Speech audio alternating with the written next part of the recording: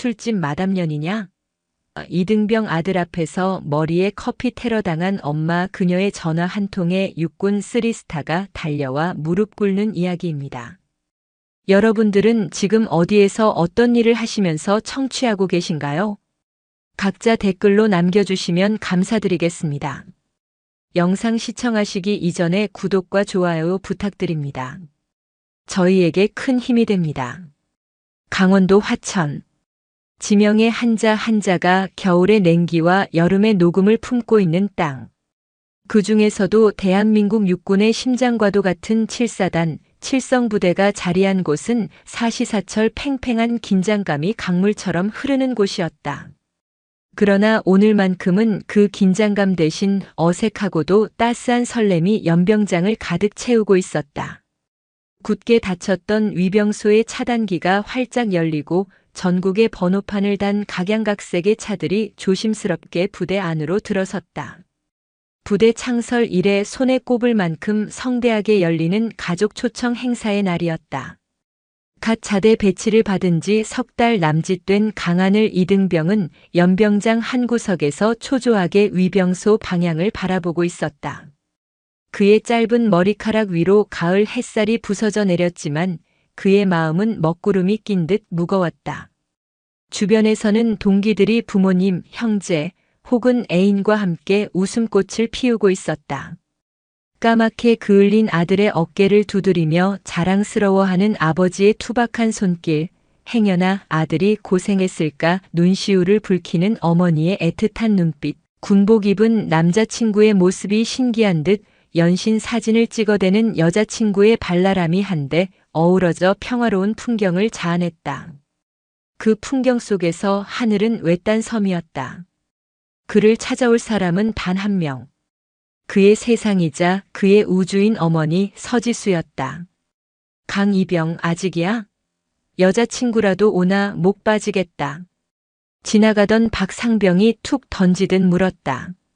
하늘은 멋쩍게 웃으며 관등 성명을 댔다. 아닙니다. 어머님께서 오시기로 하셨습니다. 길이 조금 막히시는 것 같습니다. 어머님이라는 단어에 박상병은 별 흥미를 잃은 듯 그래 하며 지나갔다. 하늘은 저도 모르게 안도의 한숨을 내쉬었다. 어머니는 그의 가장 큰 자랑이자 동시에 가장 깊은 걱정거리였다. 올해 46. 그러나 어머니 서지수의 시간은 마치 다른 차원에 머물러 있는 듯 했다. 꾸준한 자기관리로 다져진 탄탄한 몸매와 세월의 흔적을 비웃는 듯한 맑은 피부, 우아하면서도 기품 있는 분위기는 그녀를 20 후반이나 30 초반으로 보이게 만들기에 충분했다. 어릴 적 사고로 아버지를 여의고 홀로 하늘을 키워낸 어머니는 언제나 강하고 아름다웠다. 하늘이 기억하는 어머니는 늘 당당했고 그 어떤 어려움 앞에서도 결코 무너지지 않는 강철 같은 사람이었다. 그런 어머니가 하늘은 세상에서 가장 자랑스러웠다. 하지만 오늘은 바로 그 자랑스러움이 불안의 씨앗이 되어 마음 한구석에서 싹을 틔우고 있었다. 이곳은 군대다. 세상의 모든 가치와 기준이 계급이라는 단 하나의 잣대로 재편되는 특수한 사회. 그 중에서도 최전방을 수호하는 칠성부대는 보수적이고 엄격하기로 정평이 나 있었다. 오늘 행사에 참석한 대부분의 어머니들은 아들이라는 주인공을 빛내주기 위해 한 걸음 물러선 듯 수수하고 단정한 옷차림을 하고 있었다. 제발 평범하게만 하고 오셨으면 좋겠는데. 하늘은 속으로 간절히 기도했다. 어머니의 세련된 취향과 타고난 멋은 사회에서는 선망의 대상이었지만 이곳에서는 오해와 편견의 빌미가 될 수 있음을 그는 본능적으로 느끼고 있었다. 자신의 유일한 피부치, 세상 전부인 어머니가 혹여나 다른 이들의 입방아에 오르내리는 것은 상상만으로도 끔찍했다. 바로 그 순간이었다. 위병소 근처 주차장으로 미끄러지듯 들어오는 짙은 남색의 외제 세단 한 대가 하늘의 눈에 들어왔다. 주변의 평범한 국산차들 사이에서 유독 고고한 자태를 뽐내는 그 차는 등장만으로도 주변의 시선을 단숨에 사로잡았다. 하늘의 심장이 쿵 하고 내려앉았다. 운전석 문이 열리고 말끔한 정장을 입은 중년의 남성이 내리더니 황급히 뒷좌석 문을 열었다. 그리고 차에서 내리는 한 사람. 주변의 모든 소음이 순간 멎는 듯 했다.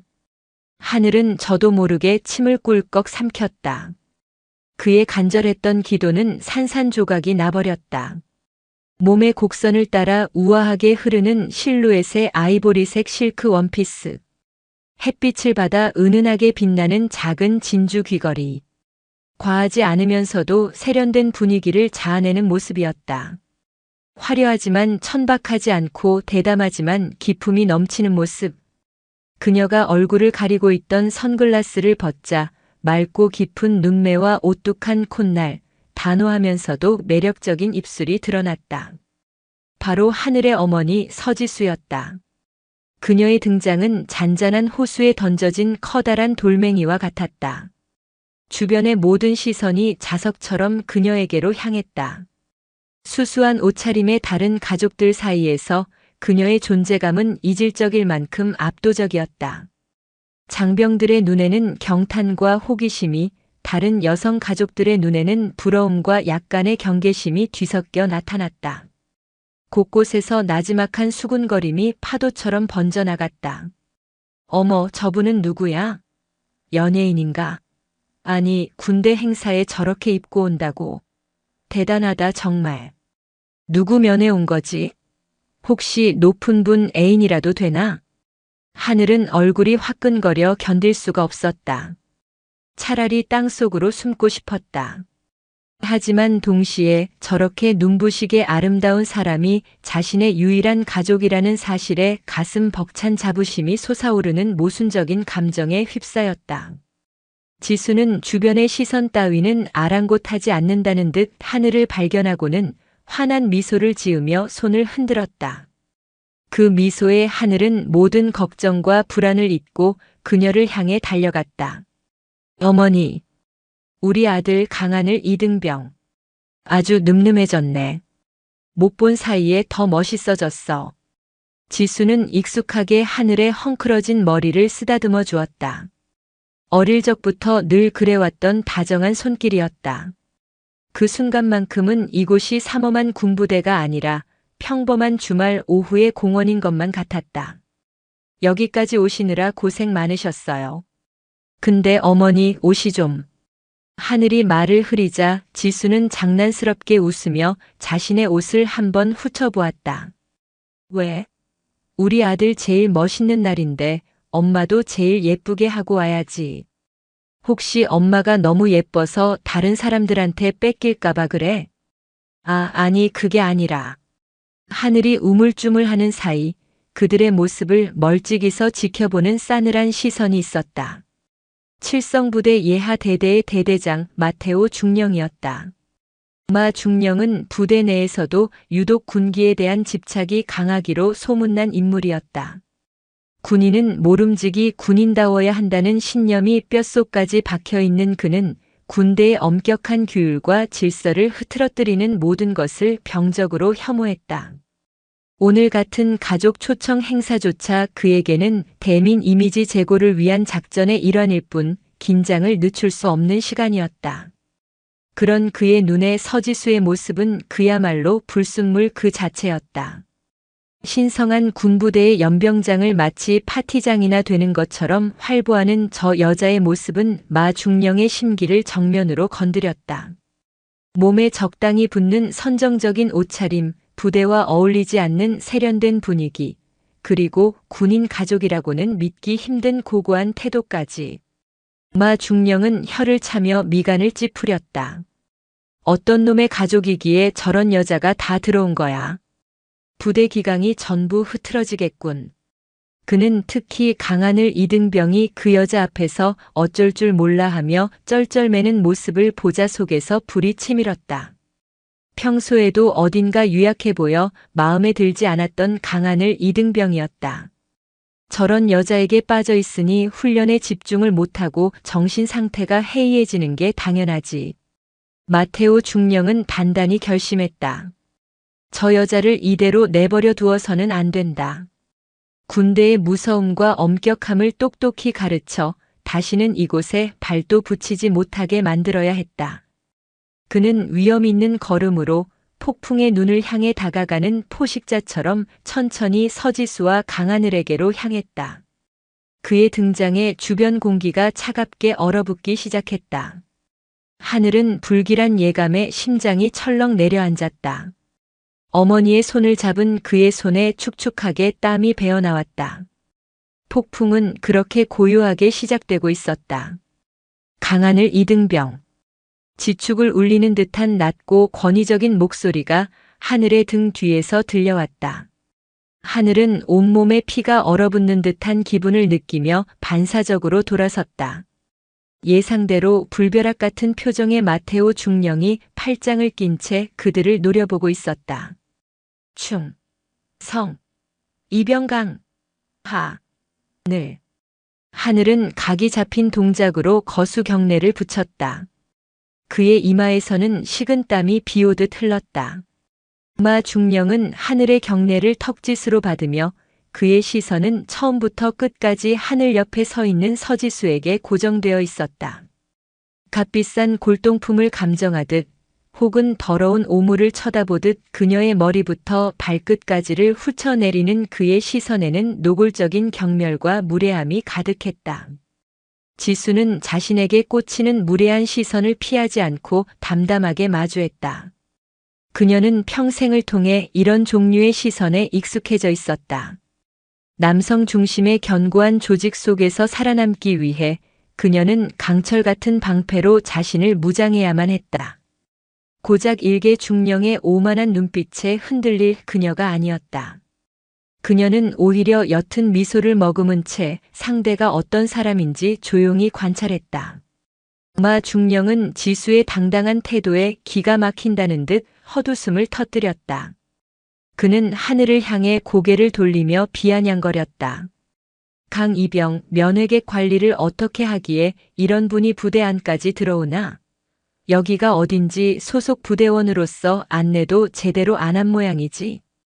죄송합니다. 제 어머님이십니다. 하늘은 다급하게 외쳤다.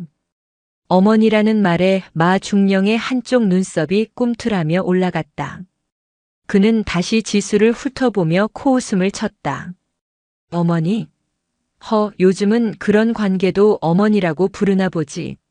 명백한 희롱이었다. 주변의 공기가 싸늘하게 식었다. 아무리 가족 초청 행사라지만 군부대는 엄연히 국가 중요 시설이다. 방문객은 그에 걸맞은 예의와 격식을 갖춰야 하는 것 아닌가. 그의 목소리는 주변의 다른 가족들에게도 들릴 만큼 컸다. 사람들의 수군거림이 더욱 커졌고 몇몇은 흥미로운 구경거리라도 생긴 듯 노골적으로 그들을 쳐다보기 시작했다. 하늘의 얼굴이 새하얗게 질렸다. 그는 자기도 모르게 주먹을 꽉 쥐었다. 대대장님 말씀이 지나치십니다. 저희 어머님께 사과하십시오. 뭐야?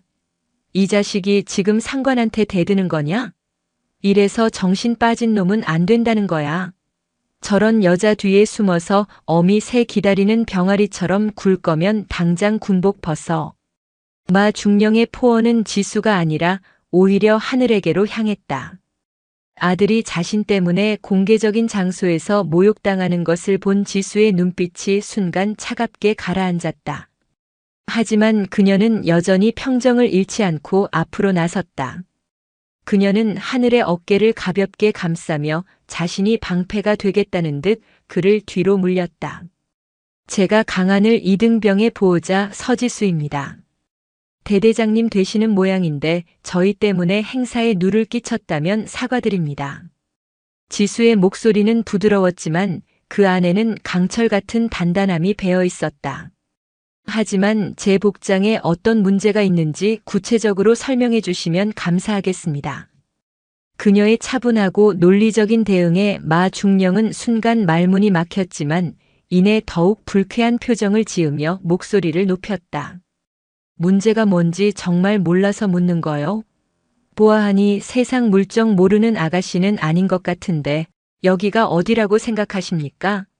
여긴 당신 같은 여자들이 남자들 홀리려고 번쩍거리는 옷 입고 드나드는 그런 장소가 아니란 말이오. 당신 같은 여자. 그 말은 비수처럼 날아와 지수의 가슴에 박혔다. 그러나 그녀는 흔들리지 않았다. 오히려 그녀의 눈빛은 더욱 깊고 고요해졌다. 폭풍 전야의 바다처럼. 대대장님, 저는 오늘 제 아들을 만나러 온 평범한 어머니입니다. 대대장님께서 말씀하시는 당신 같은 여자가 구체적으로 어떤 여자를 지칭하는 것인지 명확히 설명해 주시길 바랍니다. 마 중령은 이제 아예 대놓고 그녀를 조롱하기 시작했다. 그는 한 걸음 더 다가서며 지수의 얼굴에 자신의 얼굴을 들이밀듯이 말했다. 그의 입에서는 역한 담배 냄새와 커피 냄새가 섞여 풍겨나왔다.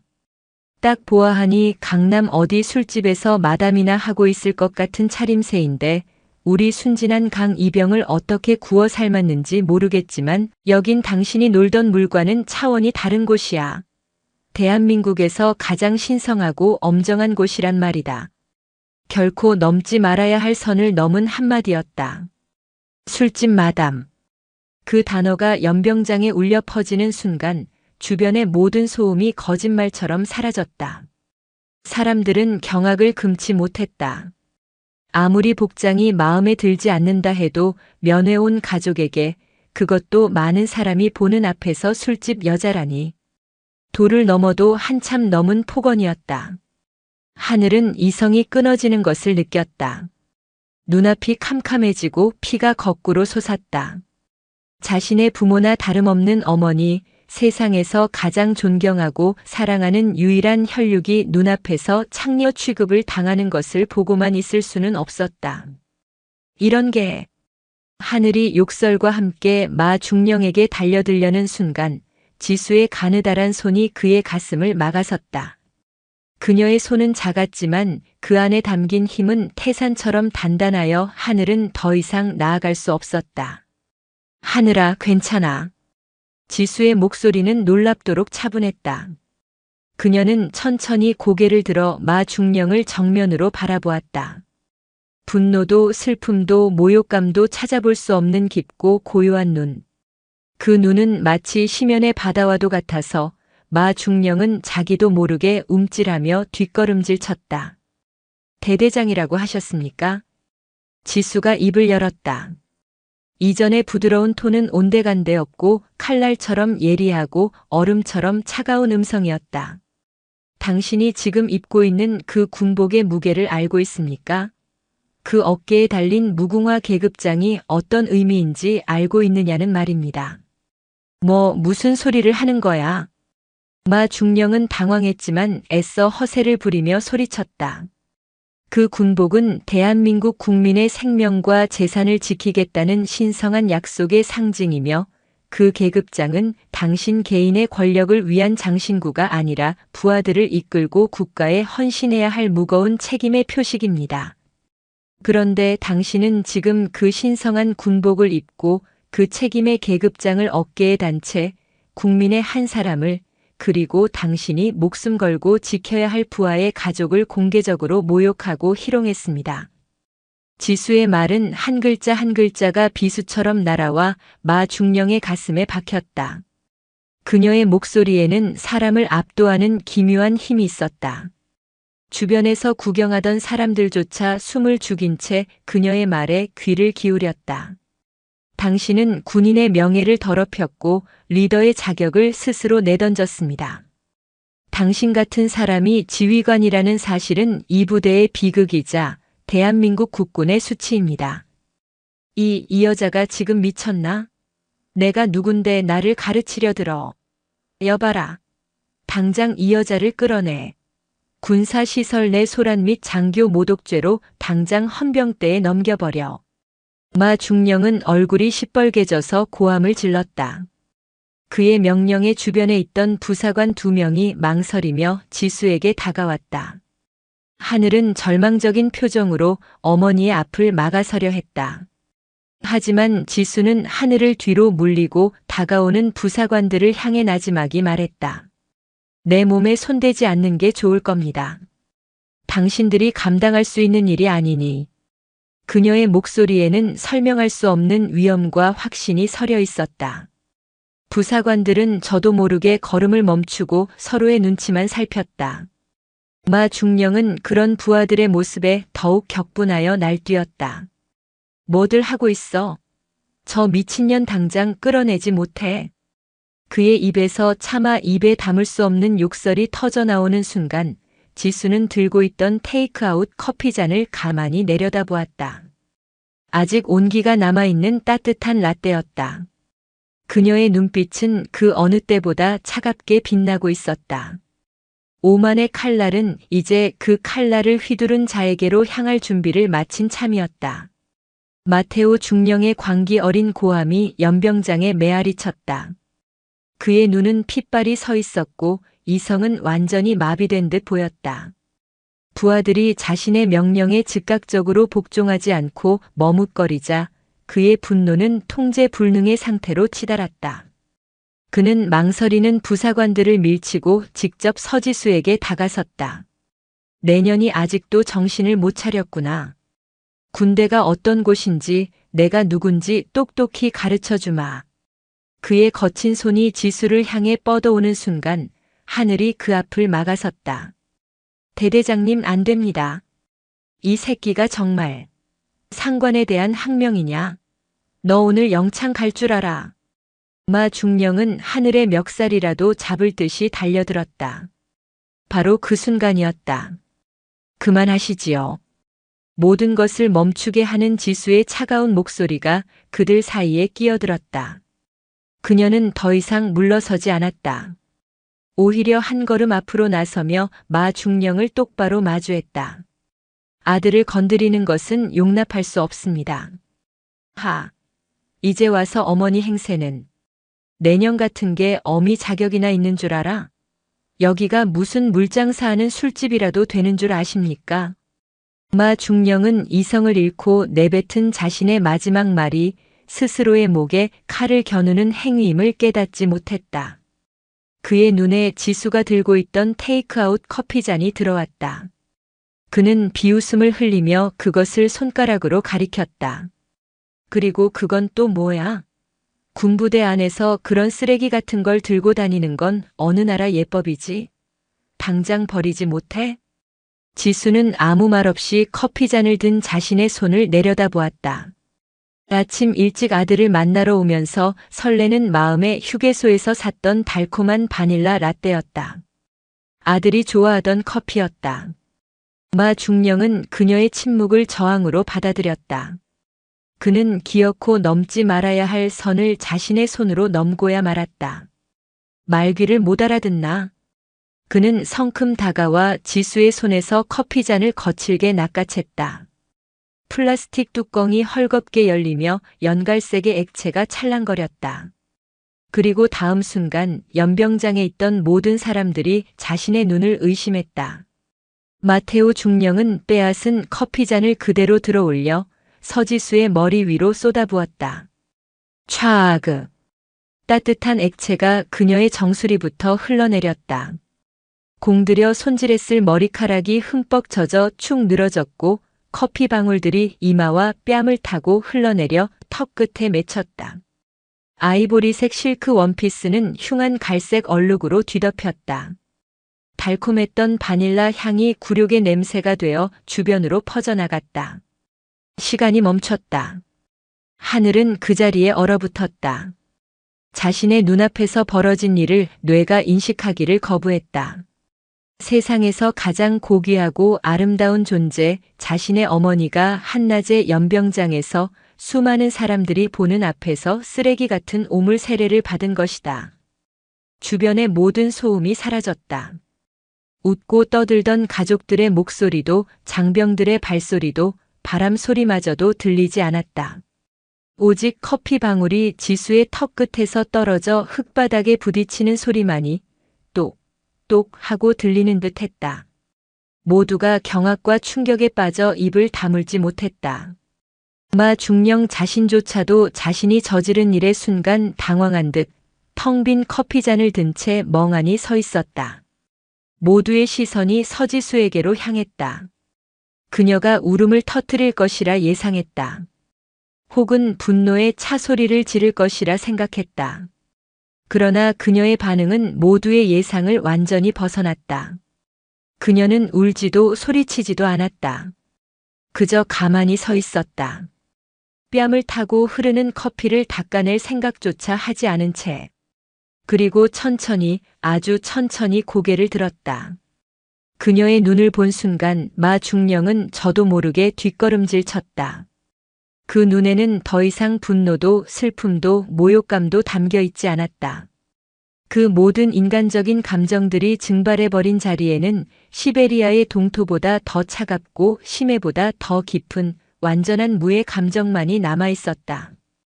그것은 살아있는 인간의 눈이 아니었다. 모든 것을 재로 만들어버릴 거대한 재앙을 예고하는 신의 눈이었다. 그녀의 입술이 천천히 열렸다. 다 하셨습니까, 마테오 중령?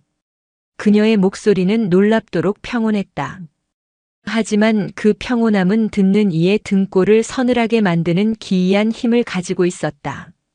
그녀는 자신의 이름을 부르지도 않은 이등병의 어머니가 어떻게 자신의 이름과 계급을 정확히 알고 있는지 마 중령은 생각할 겨를조차 없었다. 바로 그때였다. 부대 저편 정문 방향에서부터 심상치 않은 움직임이 감지되었다. 여러 대의 검은색 지프 차량이 먼지를 일으키며 연병장을 향해 달려오고 있었다. 선두 차량에는 대대장 차량보다 한 등급 위인 연대장급 지휘관을 상징하는 깃발이 선명하게 펄럭이고 있었다. 연대장님 차량인데? 오늘 부대에 오신다는 보고 없었잖아. 주변의 간부들이 수군거렸다. 차량들은 맹렬한 속도로 달려와 소란의 중심부에서 조금 떨어진 곳에 급정거했다. 운전병이 황급히 내리자마자 뒷문이 활짝 열렸다. 그리고 차에서 내린 장신의 군인을 보는 순간 마 중령을 포함한 모든 장교들의 얼굴이 하얗게 굳어졌다. 7사단 예하 연대의 연대장 정강훈 대령이었다. 정 대령은 부대 내에서 신망이 두텁고 강직하기로 소문난 인물이었다. 그는 차에서 내리자마자 연병장의 이상한 분위기를 감지하고 미간을 찌푸렸다. 수많은 가족들과 장병들이 한 곳을 둘러싸고 웅성거리고 있었고 그 중심에는 자신의 부하인 마테오 중령과 흠뻑 젖은 채 서 있는 한 여인이 있었다. 정 대령은 상황을 파악하기 위해 그쪽으로 걸음을 옮겼다. 그리고 그 여인의 얼굴을 확인하는 순간 그의 발걸음이 그 자리에 우뚝 멈춰섰다. 그의 눈이 믿을 수 없다는 듯이 커졌다. 동공이 지진이라도 난 듯 격렬하게 흔들렸다. 그는 자신의 눈을 비볐다. 잘못 본 것이라고 말도 안 되는 착각이라고 생각했다. 하지만 그녀는 사라지지 않았다. 커피에 젖어 엉망이 된 모습이었지만 그 고고한 기품과 얼음장 같은 눈빛은 결코 잊을 수 없는 것이었다. 국방부의 중요한 회의에서 혹은 전군 지휘관 회의에서 스치듯 보았던 감히 눈도 마주치기 힘들었던 바로 그 얼굴. 정강훈 대령의 얼굴에서 핏기가 사라졌다. 그의 뇌리에서 수만 가지 생각이 폭풍처럼 스쳐 지나갔다. 왜 그녀가 여기에? 저 꼴은 또 뭐란 말인가? 그리고 저 미친마 중령놈은 그녀 앞에서 지금 무슨 짓을 하고 있는 것인가? 그는 더 이상 생각할 필요가 없었다. 몸이 먼저 반응했다. 정강훈 대령은 자신도 모르게 군 생활 평생을 통해 가장 절도 있고 빠른 동작으로 달려갔다.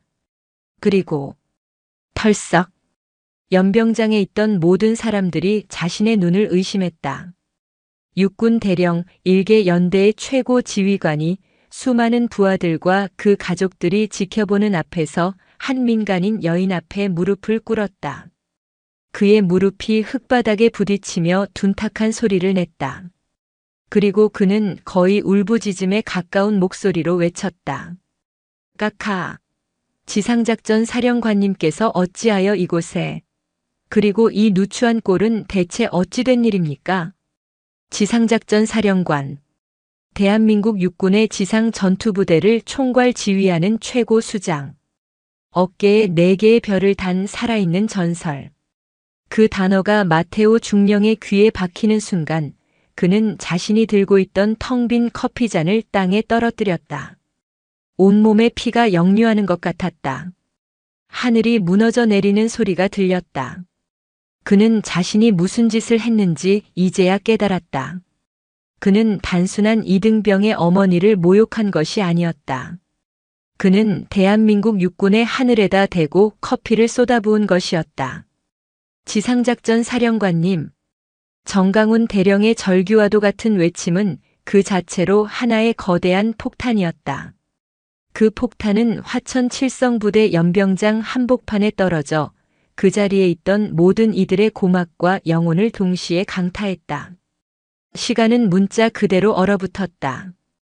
웅성거리던 가족들의 수군거림, 장병들의 마른 기침 소리, 멀리서 들려오던 훈련장의 함성, 심지어 가을바람이 깃발을 스치는 소리마저도 일순간에 증발해버렸다. 연병장에는 오직 정강훈 대령이 흙바닥에 무릎을 찢는 털썩하는 둔탁한 소리와 그가 내뱉은 지상작전 사령관이라는 6글자만이 존재했다. 그 6글자는 마테오 중령의 뇌에 도달하는데 유독 긴 시간을 필요로 했다. 그의 뇌는 그 단어의 조합을 거부했다. 필사적으로 생존 본능에 가깝게 거부했다. 지상작전 사령관. 그의 흐릿한 의식 속에서 그 단어가 희미하게 맴돌았다. 대한민국 육군 지상병력의 최선임 지휘관. 야전군의 모든 작전을 총괄하는 문자 그대로 야전의 왕. 어깨 위에 감히 쳐다볼 수도 없는 4개의 별을 단 존재. 현 지상작전 사령관의 이름은 분명 서지수였다. 국군 창설 이래 최초의 여성 사성장군이자 입지전적인 전설로 불리는 인물. 그는 물론 그 이름을 알고 있었다. 국방일보 일면에서 전군 지휘관 회의 자료에서 수없이 보았던 이름이었다. 그러나 그 이름과 지금 자신의 눈앞에서 자신이 방금 쏟아부은 커피에 젖어 엉망이 된 채 서 있는 이 젊어 보이는 여자는 그의 머릿속 그 어떤 회로로도 연결되지 않았다. 불가능했다. 이해할 수 없는 일이었고 이해해서는 안 되는 일이었다. 아니야. 정강훈 저 미친놈이 잘못 본 거야. 아니면 동명이인이거나 닮은 사람이겠지. 그래, 닮은 사람이야. 사령관 각하께서 이런 행사에 이런 차림으로 그것도 이등병 따위의 면회를 올 리가 없지 않은가. 그것도 신분을 숨기고. 말도 안 돼. 그는 필사적으로 현실을 부정했다. 하지만 그의 눈은 배신자처럼 진실을 좇았다. 흙바닥에 이마를 박고 부들부들 떨고 있는 정강훈 대령의 어깨. 저 강직하기로 소문난 연대장이 저렇게 완벽하게 무너져 내린 모습은 연기가 아니었다. 저것은 진짜 공포였다. 마테오 중령의 시선이 천천히 자신의 손으로 향했다. 아직 온기가 채 가시지 않은 텅 빈 플라스틱 커피잔. 끈적한 액체가 자신의 손가락을 타고 흘러내리고 있었다. 그리고 그는 보았다. 자신의 손이 사시나무처럼 떨리는 것을, 통제 불능의 경련을 일으키는 것을. 그의 시선이 다시 서지수에게로 향했다. 그녀는 여전히 미동도 하지 않았다. 쏟아진 커피가 턱 끝에 맺혀 흙바닥으로 똑똑 떨어지고 있었다. 아이보리색 원피스에 번진 흉측한 얼룩이 마치 자신이 저지른 죄의 지도처럼 보였다. 내가 무슨 짓을. 그제야 거부하던 뇌가 진실을 받아들였다. 퍼즐 조각이 맞춰지는 순간 그것은 깨달음이 아니라 파멸이었다. 그는 술집 마담년이라고 욕설을 퍼부었다. 그는 남자를 홀리는 년이라고 희롱했다.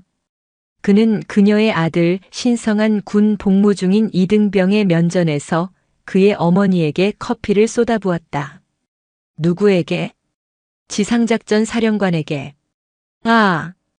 그의 입에서 의미를 알 수 없는 신음이 터져 나왔다. 위장이 뒤틀리고 속에서 신물이 치밀어 올랐다. 다리에 힘이 풀렸다. 그는 정강훈 대령처럼 무릎을 꿇은 것이 아니었다. 그는 그냥 주저앉았다.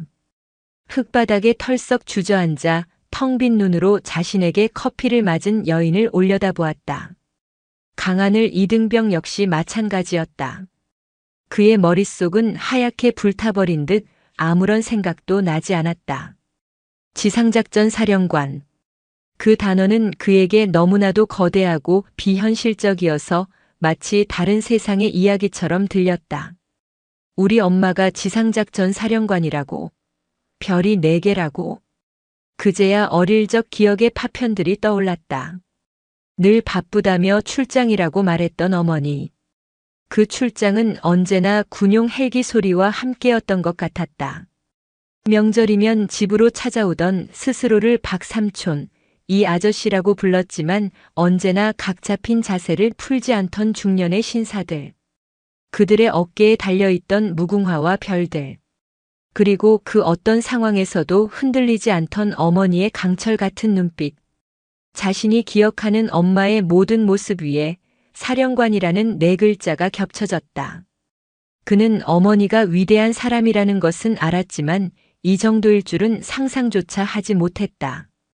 그는 자신이 방금 어머니에게 군복을 벗으라고 소리친 대대장을 향해 달려들려 했다는 사실을 깨달았다. 만약 어머니가 막지 않았다면 그는 상관에게 하극상을 저지른 이등병이 될 뻔했다. 그리고 그 상관은 자신의 어머니에게 지상작전 사령관에게 감히 해서는 안 될 짓을 저질렀다. 모든 것이 혼돈이었다. 그 거대하고 숨막히는 침묵의 중심에서 마침내 서지수가 움직였다. 그녀는 곁에 있던 아들 강하늘의 뺨을 가만히 바라보았다.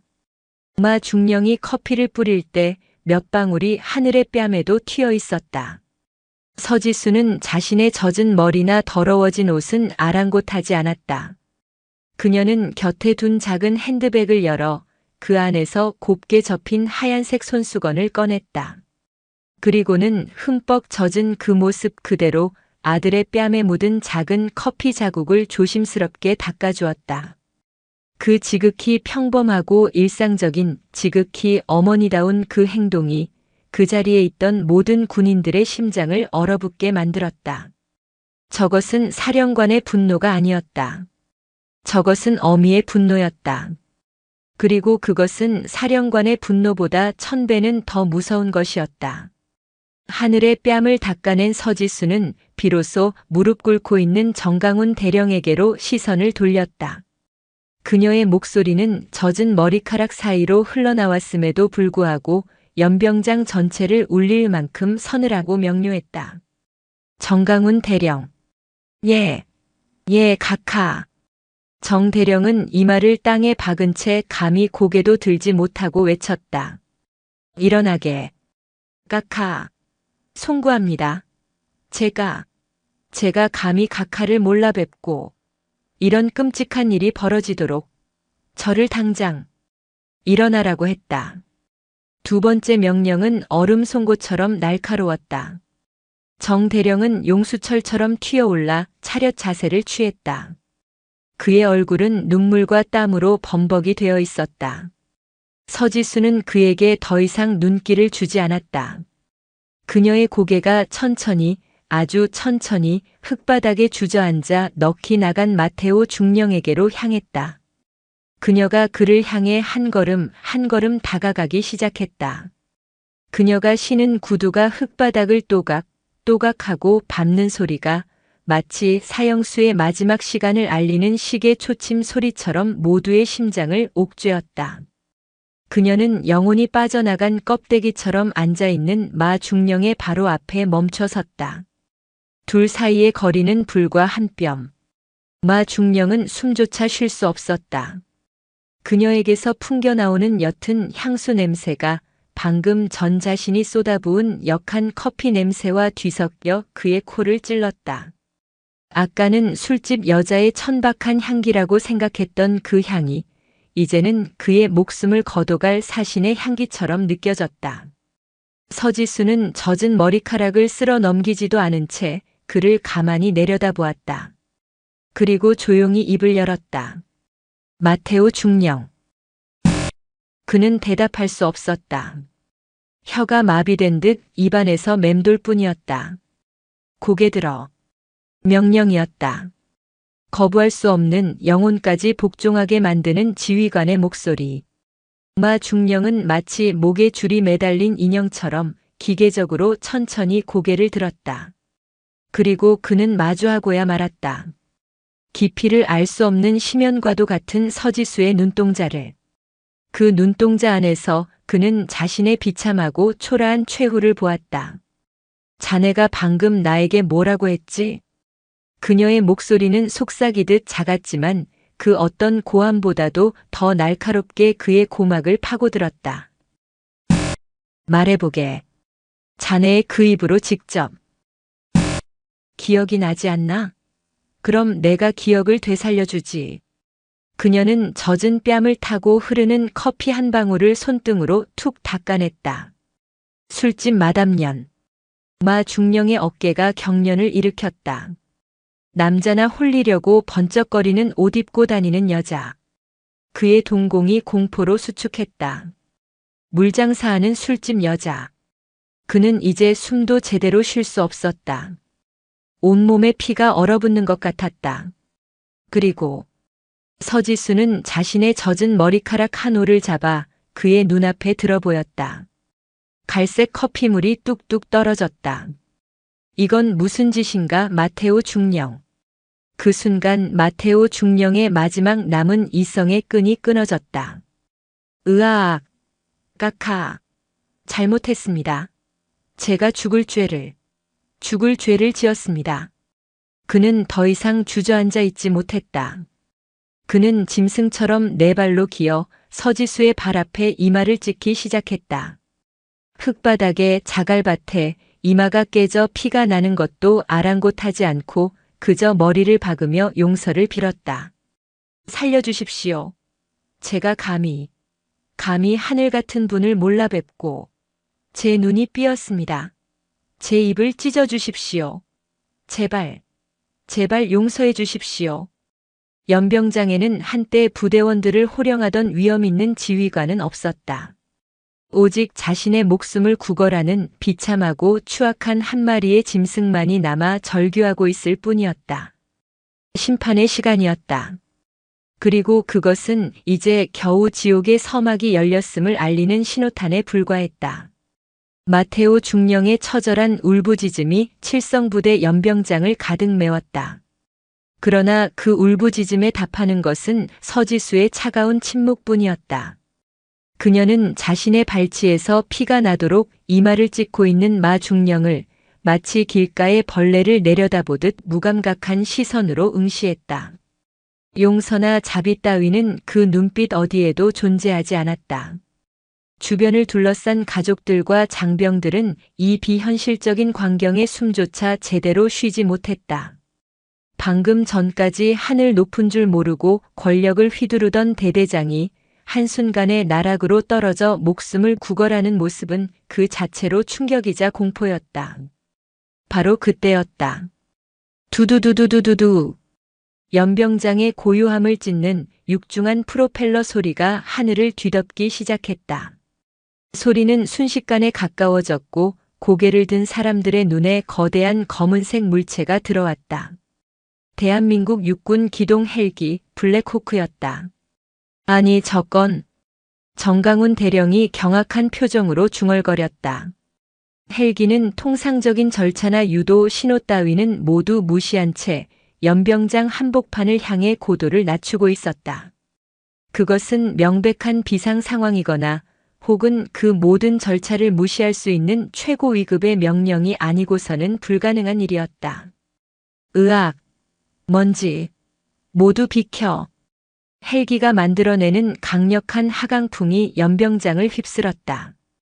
가족들을 위해 설치했던 하얀색 천막들이 미친 듯이 펄럭였고 미처 치우지 못한 음식 접시와 종이컵들이 허공으로 날아올랐다. 사람들은 비명을 지르며 눈을 가리고 몸을 숙였다. 거대한 헬기는 먼지 폭풍의 한가운데 서지수와 불과 수십 미터 떨어진 거리에 위용 있게 착륙했다. 측면 문이 열리기도 전에 전투복 차림의 장교 2명이 뛰어내렸다. 선두의 선 장교의 어깨에는 번쩍이는 2개의 별 소장 계급장이 선명했다. 그는 지상작전 사령부의 핵심 참모이자 서지수의 오른팔로 불리는 오진혁 소장이었다. 오 소장은 먼지 폭풍을 뚫고 한치의 망설임도 없이 곧장 서지수를 향해 달려왔다. 그리고 그녀의 앞에 멈춰 서서 완벽한 각도의 거수 경례를 붙였다. 그의 시선은 서지수의 젖은 머리와 얼룩진 원피스를 스쳐 지나갔고 그 순간 그의 온화했던 눈빛은 살기가 등등한 칼날로 변했다. 카카, 호출 받고 왔습니다. 그런데 카카 용안이 이게 대체 무슨... 그의 목소리는 분노로 떨리고 있었다. 그는 감히 자신의 주군에게 누가 이런 짓을 저질렀는지 확인하기 위해 주변을 훑었다. 그의 시선은 무릎 꿇은 정 대령과 땅바닥에 처박혀 떨고 있는 마 중령에게 닿았다. 서지수는 아무런 설명도 하지 않았다. 그녀는 오진혁 소장에게 나지막이 그러나 얼음처럼 차가운 목소리로 명령했다. 오 소장. 예, 카카. 저자. 그녀의 손가락이 마테오 중령을 정확히 가리켰다. 지금 이 시간부로 칠성부대 예하 대대장직에서 즉시 보직 해임하게. 예, 알겠습니다. 오 소장은 한치의 망설임도 없이 대답했다. 그리고 저자의 군복을 지금 당장 벗기게. 군인의 명예를 더럽힌 자는 단 1초도 그 신성한 군복을 입을 자격이 없다. 예, 알겠습니다. 오 소장이 손짓하자 MP, 즉 헌병 완장을 찬 건장한 부사관 2명이 헬기에서 내려 마 중령에게로 다가갔다. 뭐 하는 짓이야? 이거나. 마 중령은 그제야 자신에게 닥친 현실을 깨닫고 발버둥 쳤다. 그러나 헌병들은 짐짝을 다루듯 그의 양팔을 거칠게 붙잡아 일으켜 세웠다. 그리고 서지수의 명령은 끝나지 않았다. 여기 있는 정강훈 대령. 카카. 저는 정 대령의 얼굴이 사색이 되었다. 자신의 예하부대에서 지휘관이 이런 괴물로 자라나는 동안 대체 무얼 했는지 칠성 사단장과 함께 상세한 경위서를 작성하여 내일 아침까지 내 집무실로 직접 보고하도록 하게. 명심하겠습니다. 정 대령은 자신의 군 생활 역시 끝났음을 직감했다. 마지막으로 서지수의 시선이 연병장에 모인 모든 장병과 그 가족들에게로 향했다. 오늘 이 자리에 참석한 모든 가족분들께 대한민국 육군을 대신하여 진심으로 사과드립니다. 여러분의 귀한 아들, 남편들을 맡은 군이 이처럼 오만하고 폭력적인 모습을 보여드려 참담할 따름입니다. 오늘 행사는 즉시 중단하고 모든 가족분들은 안전하게 귀가하실 수 있도록 조치하게. 오 소장, 3군단장에게 직접 연락해서 작전 헬기를 포함한 모든 가용수단을 동원하여 가족분들의 귀가를 지원하라고 지시하게. 그녀의 압도적인 카리스마와 신속한 상황 처리에 연병장에 있던 모든 이들은 그저 넋을 잃고 바라볼 뿐이었다. 헌병들에게 붙들린 마 중령이 끌려가기 직전 서지수가 그를 불러 세웠다. 마테오 중령. 그는 이미 넋이 나간 사람처럼 초점 없는 눈으로 그녀를 바라보았다. 자네는 오늘 3가지의 돌이킬 수 없는 죄를 지었네. 서지수는 수많은 사람들이 지켜보는 앞에서 그의 죄를 하나하나 선고하기 시작했다. 그것은 가장 끔찍한 형태의 공개 처형이었다. 첫째, 자네는 국민을 모욕한 죄를 지었다. 그녀의 목소리가 연병장을 울렸다. 군복은 국민의 생명과 재산을 지키라고 국민이 빌려준 옷이다. 그 군복을 입고 그 군복의 주인인 국민을 모욕하고 희롱하는 것은 군의 존재 이유를 스스로 부정하는 가장 큰 반역 행위다. 자네는 오늘 아들의 면회를 온 한 사람의 국민이자 어머니를 년이라 칭하고 술집 마담이라 모욕했으면 감히 그 얼굴에 오물을 끼얹었다. 자네는 군인이 아니라 국민의 피를 빠는 역적에 불과했다.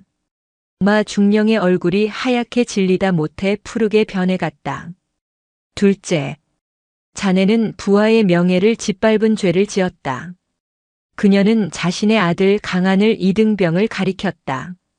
하늘은 여전히 충격에서 벗어나지 못한 채 이 모든 광경을 멍하니 바라보고 있었다. 저 아이는 국가의 부름을 받고 자신의 청춘을 바쳐 이 최전방을 수호하는 대한민국의 아들이다. 자네는 그 신성한 의무를 다하는 부하의 면전에서 그의 유일한 가족이자 하늘인 어머니를 능욕했다. 그것은 저 부하의 영혼을 칼로 난도질한 것과 같은 짓이다. 부하의 인격과 명예를 지켜주지는 못할 망정, 그것을 제물 삼아 자신의 알량한 권력을 과시한 자네는 지휘관이 아니라 부하를 잡아먹는 야만적인 폭군이었다. 가족들 사이에서 나지막한 탄식과 분노의 목소리가 터져나오기 시작했다.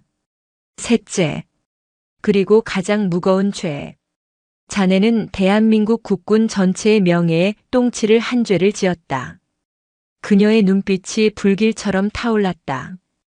자네 한 사람의 오만한 혀와 더러운 손길이 이 칠성부대 연병장에서 수많은 국민의 눈앞에서 지금 이 순간에도 군을 향한 불신과 조롱을 낳고 있다.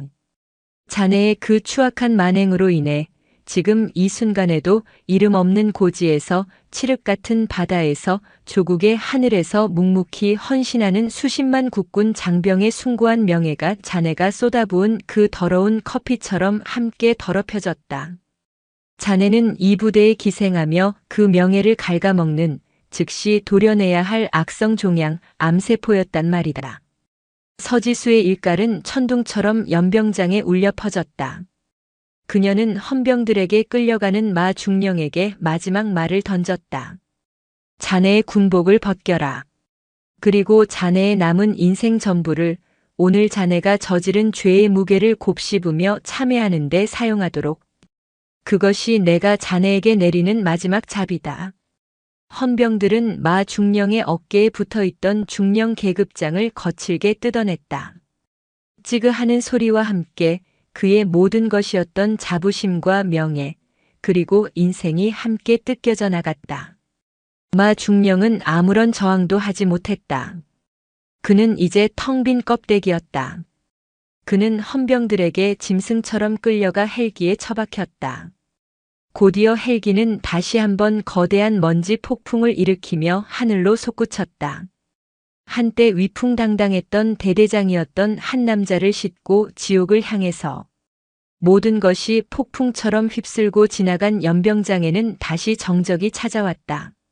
서지수는 젖은 원피스 차림 그대로 그 정적의 한가운데 우뚝 서 있었다. 그녀는 천천히 몸을 돌려 여전히 그 자리에 얼어붙어 있는 아들 강하늘에게로 다가갔다. 수십만 대군을 호령하던 지상작전 사령관의 얼굴은 사라지고 오직 커피에 젖은 채 상처받은 아들을 바라보는 한 어머니의 얼굴만이 남아있었다. 하늘아. 그녀가 아들의 이름을 불렀다. 많이 놀랐지. 미안하다. 엄마가 이런 모습 보여서. 그녀의 목소리가 가늘게 떨리고 있었다. 강하늘은 그제야 정신이 든 듯 어머니의 젖은 모습과 흙탕물이 튄 얼굴과 그 모든 것에도 불구하고 자신을 바라보는 슬픈 눈을 보았다. 그는 아무 말도 할 수 없었다. 그저 뜨거운 눈물이 뺨을 타고 흘러내릴 뿐이었다. 연병장은 순식간에 거대한 혼돈의 소용돌이에 휩싸였다. 서지수의 명령이 떨어지자마자 오진혁 소장과 정강훈 대령은 사색이 되어 움직이기 시작했다. 정 대령은 고래고래 소리를 지르며 각 부대 간부들을 호출했고 간부들은 겁에 질린 표정으로 가족들을 안심시키며 차량으로 안내했다. 오 소장은 위성 전화기를 붙들고 3군 단장과 사단장에게 이 끔찍한 사태를 보고하느라 여념이 없었다. 즐거워야 할 부대 개방 행사는 한 중령의 오만함이 불러온 거대한 재앙으로 막을 내렸다. 그 모든 혼란의 중심에서 서지수와 강하늘은 마치 폭풍의 눈처럼 고요하게 서 있었다. 오진혁 소장이 황급히 다가와 자신이 입고 있던 야전 상의를 벗어 서지수의 어깨에 덮어주려 했다. 각하, 일단 이걸로라도. 됐다. 서지수는 손을 들어 그를 막았다. 이 모습 그대로 있겠다. 내가 그리고 우리 군이 오늘 어떤 수치를 당했는지 모두가 똑똑히 봐야 하니까. 그녀의 단호한 목소리에 오 소장은 감히 더 이상 권하지 못하고 물러섰다. 서지수는 아들 하늘의 손을 잡았다. 아들의 손은 얼음장처럼 차갑게 식어 있었다. 그녀는 하늘을 데리고 연병장 한편 방금 전까지 마테오 중령의 소유였던 대대장 지휘 통제실로 들어섰다. 오 소장이 문 앞을 막아서서 그 누구의 접근도 허용하지 않았다. 문이 닫히고 드디어 두 사람만이 남게 되자 팽팽하게 당겨져 있던 고무줄이 끊어지듯 무거운 침묵이 내려앉았다. 하늘은 어머니의 모습을 차마 정면으로 바라보지 못했다.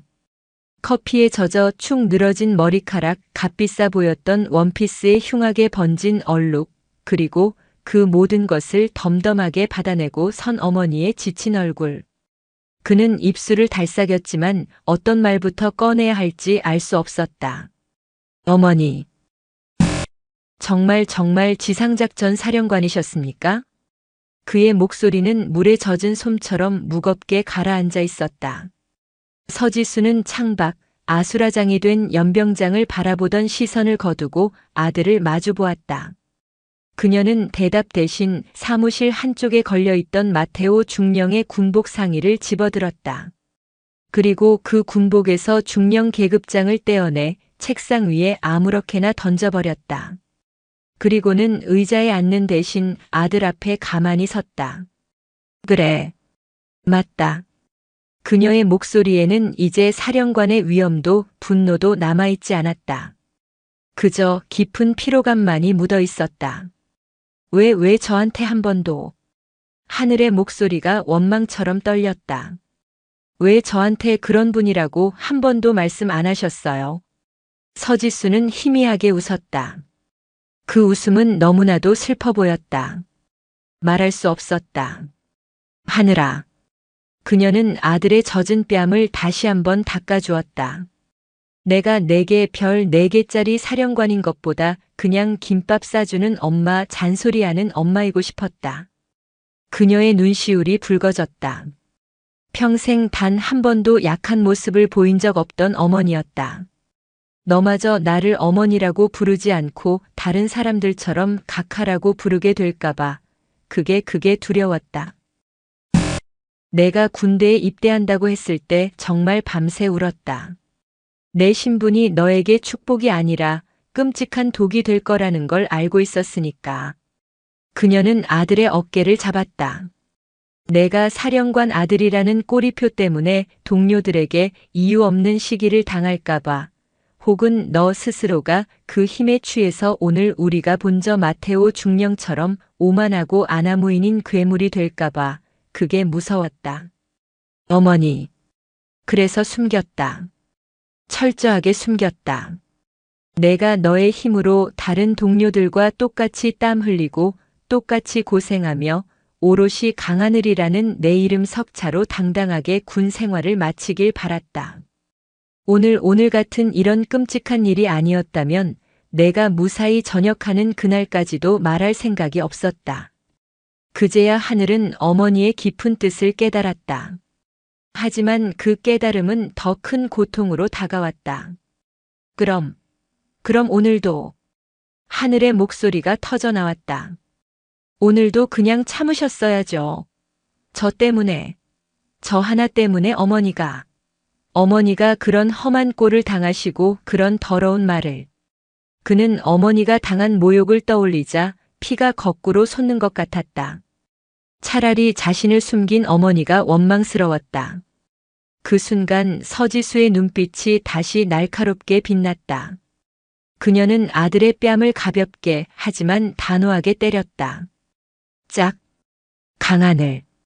그녀의 목소리는 다시 사령관의 그것으로 돌아와 있었다. 그게 무슨 말이냐?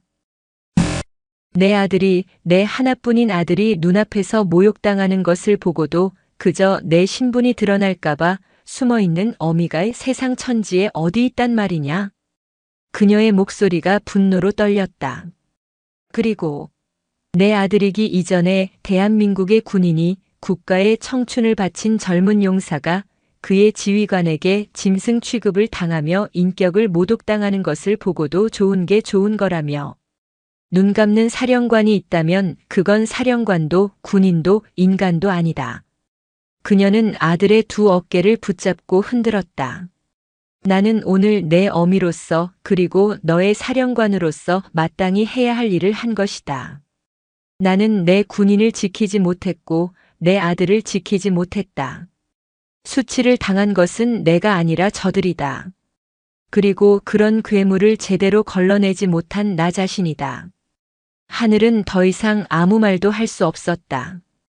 그는 그저 무너져 내리듯 어머니를 끌어안았다.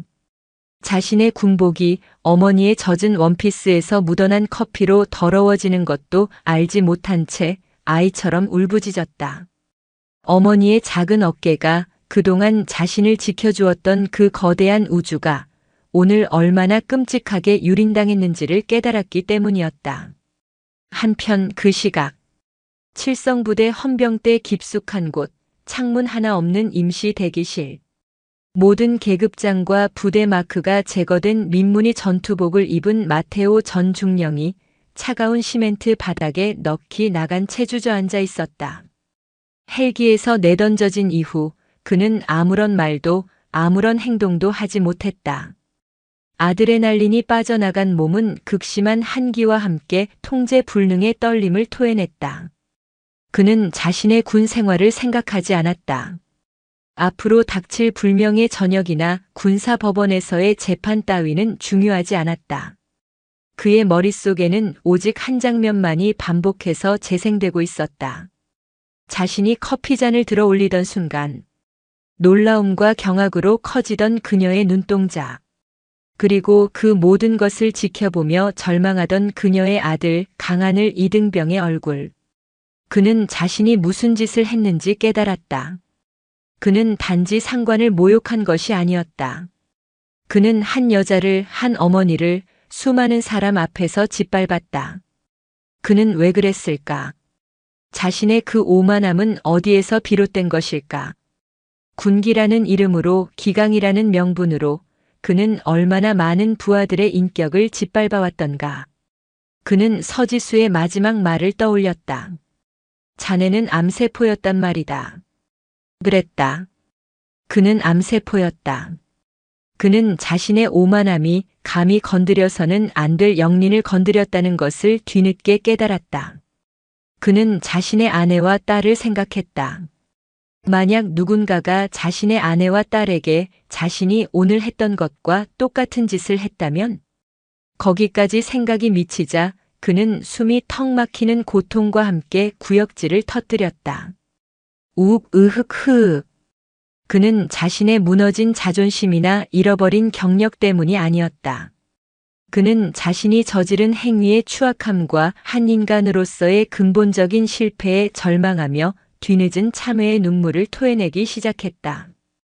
다시 대대장실. 똑똑. 오진혁 소장의 긴장된 목소리가 들려왔다. 각하 3군단 장님 중장께서 헬기편으로 10분 내로 도착하십니다. 서지수는 아들을 감싸 안았던 팔을 풀었다. 그녀는 눈물을 닦고 헝클어진 머리를 손으로 급히 정돈했다. 엄마의 얼굴은 다시 지워지고 지상작전 사령관의 가면이 쓰였다. 그녀는 아들의 군복 옷깃을 매만져 주었다. 하늘아, 잘 들어라. 예, 어머니 아니 각. 어머니라고 불러라. 지금은. 그녀의 목소리는 부드러웠다. 하지만 이 문을 나서는 순간부터 너는 오늘 아무것도 보지 못했고 아무것도 듣지 못했다. 너는 그저 부대 개방 행사에 어머니를 초청한 평범한 강하늘 이등병이다. 알겠나? 예. 오늘의 일은 너와는 아무런 상관이 없다. 너는 너의 임무에만 충실해라. 그 누구도 이 일로 너를 비난하거나 혹은 특별 대우하지 못하도록 내가 조치할 것이다. 너는 너의 길을 가면 된다. 예, 알겠습니다. 충성. 하늘은 눈물을 닦고 가장 절도 있는 동작으로 경례를 붙였다. 서지수는 아들의 젖은 뺨을 보며 희미하게 미소 지었다. 가서 씻어라. 내 옷에도 묻었다. 그녀는 커피라는 단어를 차마 입에 담지 못했다. 하늘이 문을 열고 나가는 순간 밖에서 대기하고 있던 정강훈 대령과 오진혁 소장의 딱딱하게 굳은 얼굴이 보였다. 그리고 멀리서 또 다른 헬기의 육중한 프로펠러 소리가 화천의 가을 하늘을 찢으며 다가오고 있었다. 진짜 폭풍은 이제 막 시작되고 있었다. 강하늘 이등병이 비틀거리는 걸음으로 대대장실을 나섰다. 문이 닫히는 순간 그는 자신을 기다리고 있던 지옥과도 같은 현실과 마주해야 했다. 문 밖에는 감히 그에게 눈도 맞추지 못하는 정강훈 대령과 살기등등한 눈으로 그를 지켜보는 오진혁 소장, 그리고 그들의 뒤로 일사불란하게 움직이는 헌병들과 간부들의 혼란스러운 모습이 펼쳐져 있었다. 하늘은 그 모든 시선을 피해 마치 도망치듯 자신의 생활관을 향해 발걸음을 옮겼다. 그의 등 뒤로 어머니가 홀로 남겨진 그 방은 이제 대한민국 육군에서 가장 무거운 침묵이 흐르는 폭풍의 눈 그 자체가 되어 있었다. 서지수는 아들이 나간 문을 잠시 바라보았다. 젖은 원피스에서 흘러내린 커피물이 바닥에 작은 웅덩이를 만들었다. 그녀는 춥지도 슬프지도 않았다. 오직 얼음장 같은 분노만이 남아 그녀의 심장을 뛰게 했다. 그녀는 방금 전 아들 앞에 서는 어머니였으나 이제는 완벽한 지상작전 사령관이었다. 그녀는 마테오가 사용하던 책상으로 다가가 수화기를 들었다. 그리고는 자신의 집무실로 연결되는 직통 번호를 눌렀다.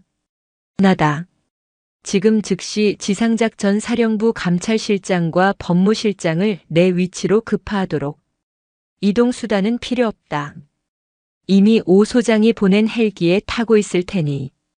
도착 즉시 칠성부대 전체에 대한 지휘 개통 감찰을 실시한다. 단 하나의 예외도 단 한 명의 성역도 없다. 이상. 그녀가 수화기를 내려놓는 순간 창밖의 하늘이 다시 한번 찢어지는 듯한 굉음으로 가득 찼다. 두두두두두두두. 조금 전 오진혁 소장이 타고 온 블랙호크보다 더 육중하고 위압적인 소리였다. 연병장에 남은 모든 이들이 본능적으로 고개를 들었다. 하늘을 뒤덮은 것은 두 대의 아파치 공격 헬기의 호위를 받으며 접근하는 거대한 시누크 헬기였다. 그것은 지휘관의 단순한 이동이 아니라 전장을 장악하겠다는 의지를 과시하는 무력 시위와도 같았다. 정강훈 대령의 얼굴이 이제는 하얗다 못해 잿빛으로 변해버렸다. 이럴 수가 3군단장 각하께서 직접 그랬다. 그것은 대한민국 최전방 중의 최전방, 중부 전선을 책임지는 3군단의 군단장 강철이라는 별명으로 불리는 이완극 중장의 지휘 헬기였다. 시누크 헬기는 아랑곳하지 않고 연병장 중앙에 착륙했다. 거대한 바람이 또 한 번 연병장을 휩쓸었고 후방 램프가 열리기도 전에 이완극 중장이 호랑이처럼 튀어나왔다. 그는 육군 사관학교 시절부터 단 한 번도 수석을 놓친 적 없는 전형적인 엘리트이자 불같은 성격으로 유명한 야전 지휘관이었다. 그는 자신의 관할 구역에서, 그것도 민간인 초청 행사 중에 전대미문이 사태가 벌어졌다는 보고를 받고 피가 거꾸로 솟는 기분으로 달려온 참이었다. 정강훈. 그의 포효는 헬기 소리를 뚫고 정 대령의 귓가에 내리꽂혔다. 대체 이게 무슨 짓거리야? 어떤 미친놈이. 이완극 중장은 성큼성큼 걸어오며 고함을 치다가 정 대령의 곁에 서 있는 한 남자를 보고 그 자리에 우뚝 멈춰 섰다. 자신과 같은 별 3개짜리 중장이 아니라 별 2개짜리 소장이었다. 하지만 그가 아는 소장이 아니었다. 그는 지상작전 사령부 직속 서지수 사령관의 그림자라 불리는 오진혁 소장이었다. 이완극 중장의 얼굴에서 분노가 순식간에 사라지고 차가운 당혹감이 그 자리를 대신했다. 오 소장? 오 소장이 왜 여기서? 오진혁 소장은 그에게 경례조차 하지 않았다. 현 계급은 이완극 중장이 위였지만 오 소장은 지금 지상작전 사령관의 대리인 자격으로 이 자리에 서 있었다. 그는 그저 굳은 얼굴로 자신이 방금 나온 대대장실을 턱짓으로 가리켰다. 각하께서 안에 계십니다. 이완극 중장의 뇌가 잠시 정지했다. 각하? 설마. 아니 설마. 지상작전 사령관 각하께서 여기에? 그는 오 소장의 시선을 따라 대대장실 문을 바라보았다. 그리고 다음 순간 그의 눈에 연병장 바닥에 나뒹굴고 있는 텅 빈 테이크아웃 커피잔이 들어왔다. 순간 그의 머릿속에서 수만 개의 퍼즐 조각이 끔찍한 그림으로 완성되었다. 보고 내용 민간인 여성, 대대장과 마찰, 장교 모독죄 현행범 체포 지시, 연대장 도착 후 상황 반전. 그 민간인 여성이 서지수 사령관이라고. 이완극 중장은 온몸의 피가 얼음처럼 차갑게 식는 것을 느꼈다. 그는 자신이 평생을 바쳐 쌓아 올린 모든 것이 지금 이 순간 먼지처럼 사라질 수도 있음을 직감했다. 그는 로봇처럼 뻣뻣하게 몸을 돌려 대대장실을 향해 걸어갔다. 수십 년 전 장교 임관식을 앞두고 장군들 앞에 서던 그 순간보다 1000배는 더 떨렸다. 그는 문 앞에서 심호흡을 했다. 감히 노크를 할 수도 없었다. 그는 조용히 죄인처럼 문을 열었다. 그리고 그는 보았다. 대한민국 육군의 살아있는 전설, 자신의 직속상관인 서지수 대장이 흠뻑 젖은 머리카락과 커피로 얼룩진 원피스 차림으로 창밖을 바라보고 서 있는 모습을. 그녀의 어깨는 작았지만 그 어깨에서 뿜어져 나오는 위압감은 방 안의 공기를 얼려버릴 듯했다. 이완극 중장은 그 자리에 얼어붙어 감히 입도 떼지 못했다. 서지수는 천천히 몸을 돌렸다. 그녀의 눈은 붉게 충혈되어 있었지만 그 안의 불꽃은 모든 것을 태워버릴 듯 이글거리고 있었다. 충성. 이완극 중장은 자신의 군 생활 중 가장 크고 절도 있는 목소리로 경례를 외쳤다. 3군단장, 중장 이완극, 각하께 신고합니다. 길고 긴 숨막히는 침묵이 흘렀다. 서지수는 그를 가만히 바라보기만 했다. 1초가 1년처럼 흘러갔다. 마침내 그녀가 입을 열었다. 이완극 중장. 예, 각하. 자네. 그녀는 책상 위에 놓여있던 마테오의 군복에서 뜯어낸 피 묻은 중령 계급장을 집어들었다. 이것이 무엇으로 보이나? 이 중장은 감히 대답할 수 없었다. 이것은 단순한 계급장이 아닐세. 그녀는 그것을 이 중장의 가슴팍에 던졌다. 계급장은 둔탁한 소리를 내며 그의 가슴을 맞고 바닥으로 떨어졌다. 이것은 자네의 군단에 퍼져 있는 오만함의 결정체이고 썩어 문드러진 지위 계통의 증거이며 내 부하들의 영혼을 갉아먹는 고름 덩어리다. 자네는 오늘 이곳에서 자네의 부하가 저지른 만행을 보았나? 송구합니다, 각하. 송구하다는 말로 끝날 일이 아니지. 서지수의 목소리는 차가움을 넘어 비장함마저 감돌았다. 나는 오늘 내 아들의 면회를 온 어머니로서 이 자리에 섰네. 그리고 내 아들의 지휘관이라는 자에게서 술집 마담년이라는 소리를 들었다. 이완극 중장의 얼굴이 일그러졌다. 그는 차라리 이 자리에서 총으로 자결하고 싶은 심정이었다. 내 아들은 이등병인 내 아들은 그 어미가 창녀 취급을 당하는 것을 두 눈으로 똑똑히 지켜봐야 했네. 그리고 그 괴물은 감히 내 얼굴에 이 커피를 쏟아부었지. 그녀는 자신의 얼룩진 원피스를 손으로 툭 쳤다. 이완극 중장. 나는 오늘 내 아들을 잃을 뻔했다. 각하. 그보다 더 끔찍한 것은 내가 오늘 대한민국 육군에 대한 신뢰를 잃을 뻔했다는 것이다. 내가 평생을 바쳐 지켜온 이 군대가 안에서부터 이렇게 썩어 문드러지고 있었다는 사실을 나는 왜 몰랐을까? 그녀는 창밖을 바라보았다. 멀리 하늘이 생활관으로 뛰어들어가는 작은 모습이 보였다. 군단장. 예, 각하. 자네는 오늘 이 사태의 책임을 지고 3군단장직에서 보직 해임될 수도 있네. 알고 있나? 이완극 중장은 눈을 질끈 감았다. 각하의 그 어떤 처분도 달게 받겠습니다. 좋아. 그럼 내가 자네에게 마지막 기회를 주지. 서지수가 다시 그를 쏘아보았다. 나는 오늘 마테오 중령 한 명을 도려내러 온 것이 아니다. 나는 이 칠성부대, 아니 자네의 3군단 전체에 퍼져 있는 이 마테오라는 이름의 암세포를 뿌리 뽑으러 왔다. 그녀는 오진혁 소장을 안으로 불렀다. 오 소장, 지금부터 지상작전 사령부 특별감찰단의 모든 권한을 이완극 중장에게 위임한다. 이 중장은 오늘부로 3군단 전체의 모든 지휘관을 대상으로 특별정신교육과 인성감찰을 직접 실시하도록 단 한 명의 예외도 없이 사단장부터 소대장까지 전부. 예, 알겠습니다. 이완극 중장, 자네에게 일주일을 주겠다. 일주일 안에 자네 군단 내에 숨어있는 제2, 제3의 마테오를 모두 색출해내게. 그리고 그들을 자네의 손으로 직접 군복을 벗겨 내 앞에 데려와라. 그것은 사면이 아니었다. 그것은 자신의 손으로 자신의 살을 도려내라는 더 끔찍한 형벌이자 마지막 기회였다. 만약 단 한 명이라도 놓치거나 감싸거나 숨기는 것이 발각될 시에는 그땐 자네의 군복도 함께 벗게 될 줄 알게. 명. 받들겠습니다. 이완극 중장은 피를 토하는 심정으로 외쳤다. 나가보게. 그리고 정강훈 대령과 칠성 사단장은 즉시 대기 발령 조치하고 감찰이 끝날 때까지 내 집무실 근처에 발도 들이지 못하게 하게.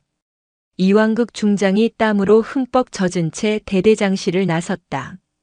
그는 연병장에 서 있는 정강훈 대령의 뺨을 그대로 올려붙였다. 짝! 연병장 전체에 울릴 만큼 큰 소리였다. 이 개새끼 같은 놈. 내 놈 때문에. 내 놈 하나 때문에 군단 전체가. 그는 차마 말을 잇지 못하고 자신의 헬기를 향해 걸어갔다. 강철이라 불리던 사나이의 어깨가 처음으로 무겁게 축 처져 있었다. 강철 폭풍은 이제 막 상륙하여 모든 것을 집어삼킬 준비를 하고 있었다. 강하늘 이등병이 생활관 문을 열고 들어서는 순간 시간은 두 번째로 멈췄다. 연병장에서 벌어진 충격적인 사태는 이미 빛의 속도로 생활관까지 퍼져나간 뒤였다. 가족들이 웅성거리며 부대를 빠져나가는 모습, 헌병들이 중령을 끌고 가는 모습, 그리고 무엇보다도 세 대의 헬기가 연이어 착륙하며 별들이 강림하는 그 모든 광경을 생활관 창문을 통해 모두가 목격하고 있었다. 시끄럽게 떠들던 생활관은 마치 진공 청소기로 소리를 빨아들인 듯 완벽한 정적에 휩싸였다.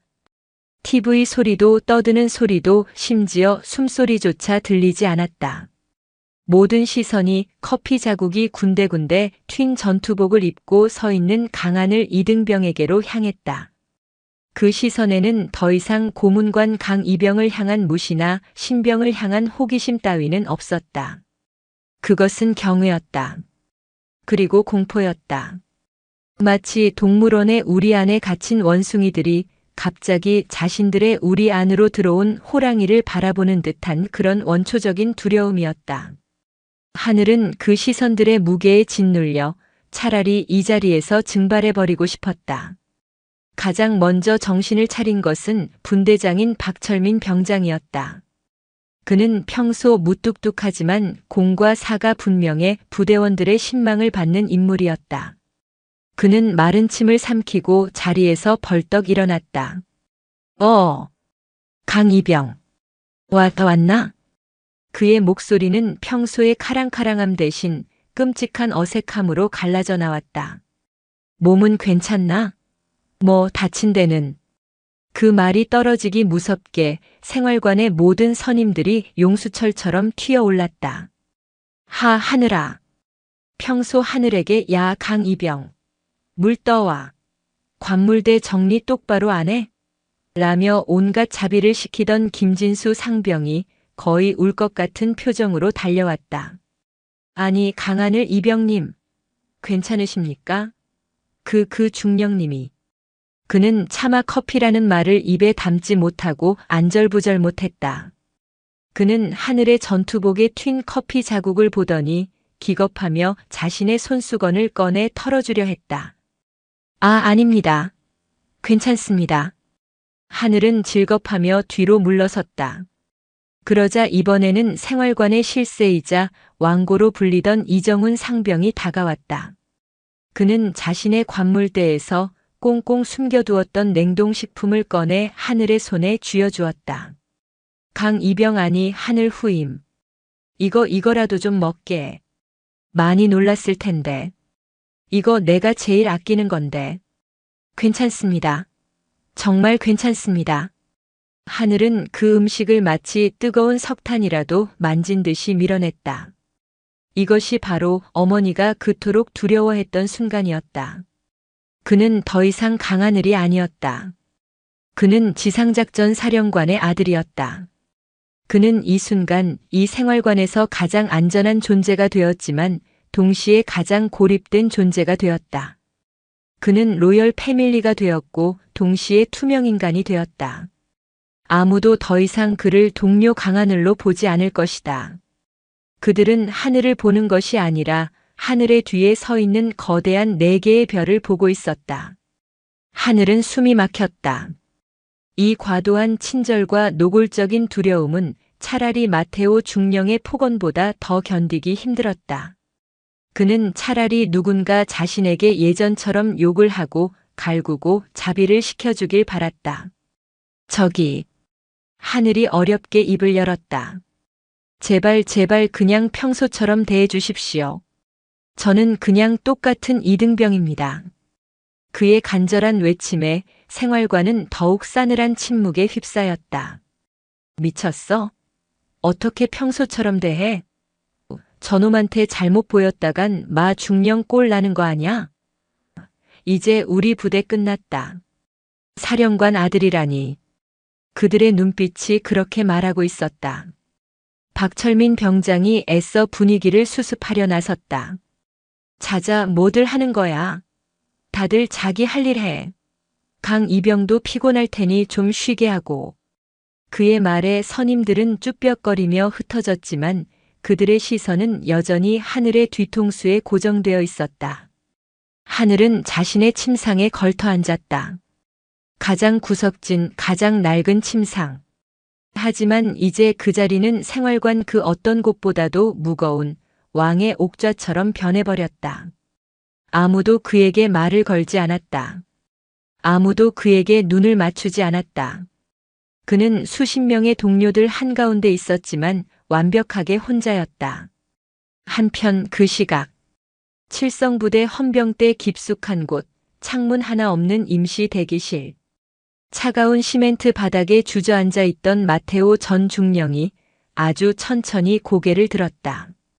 그의 텅 비어있던 눈에 희미하게나마 초점이 돌아오고 있었다.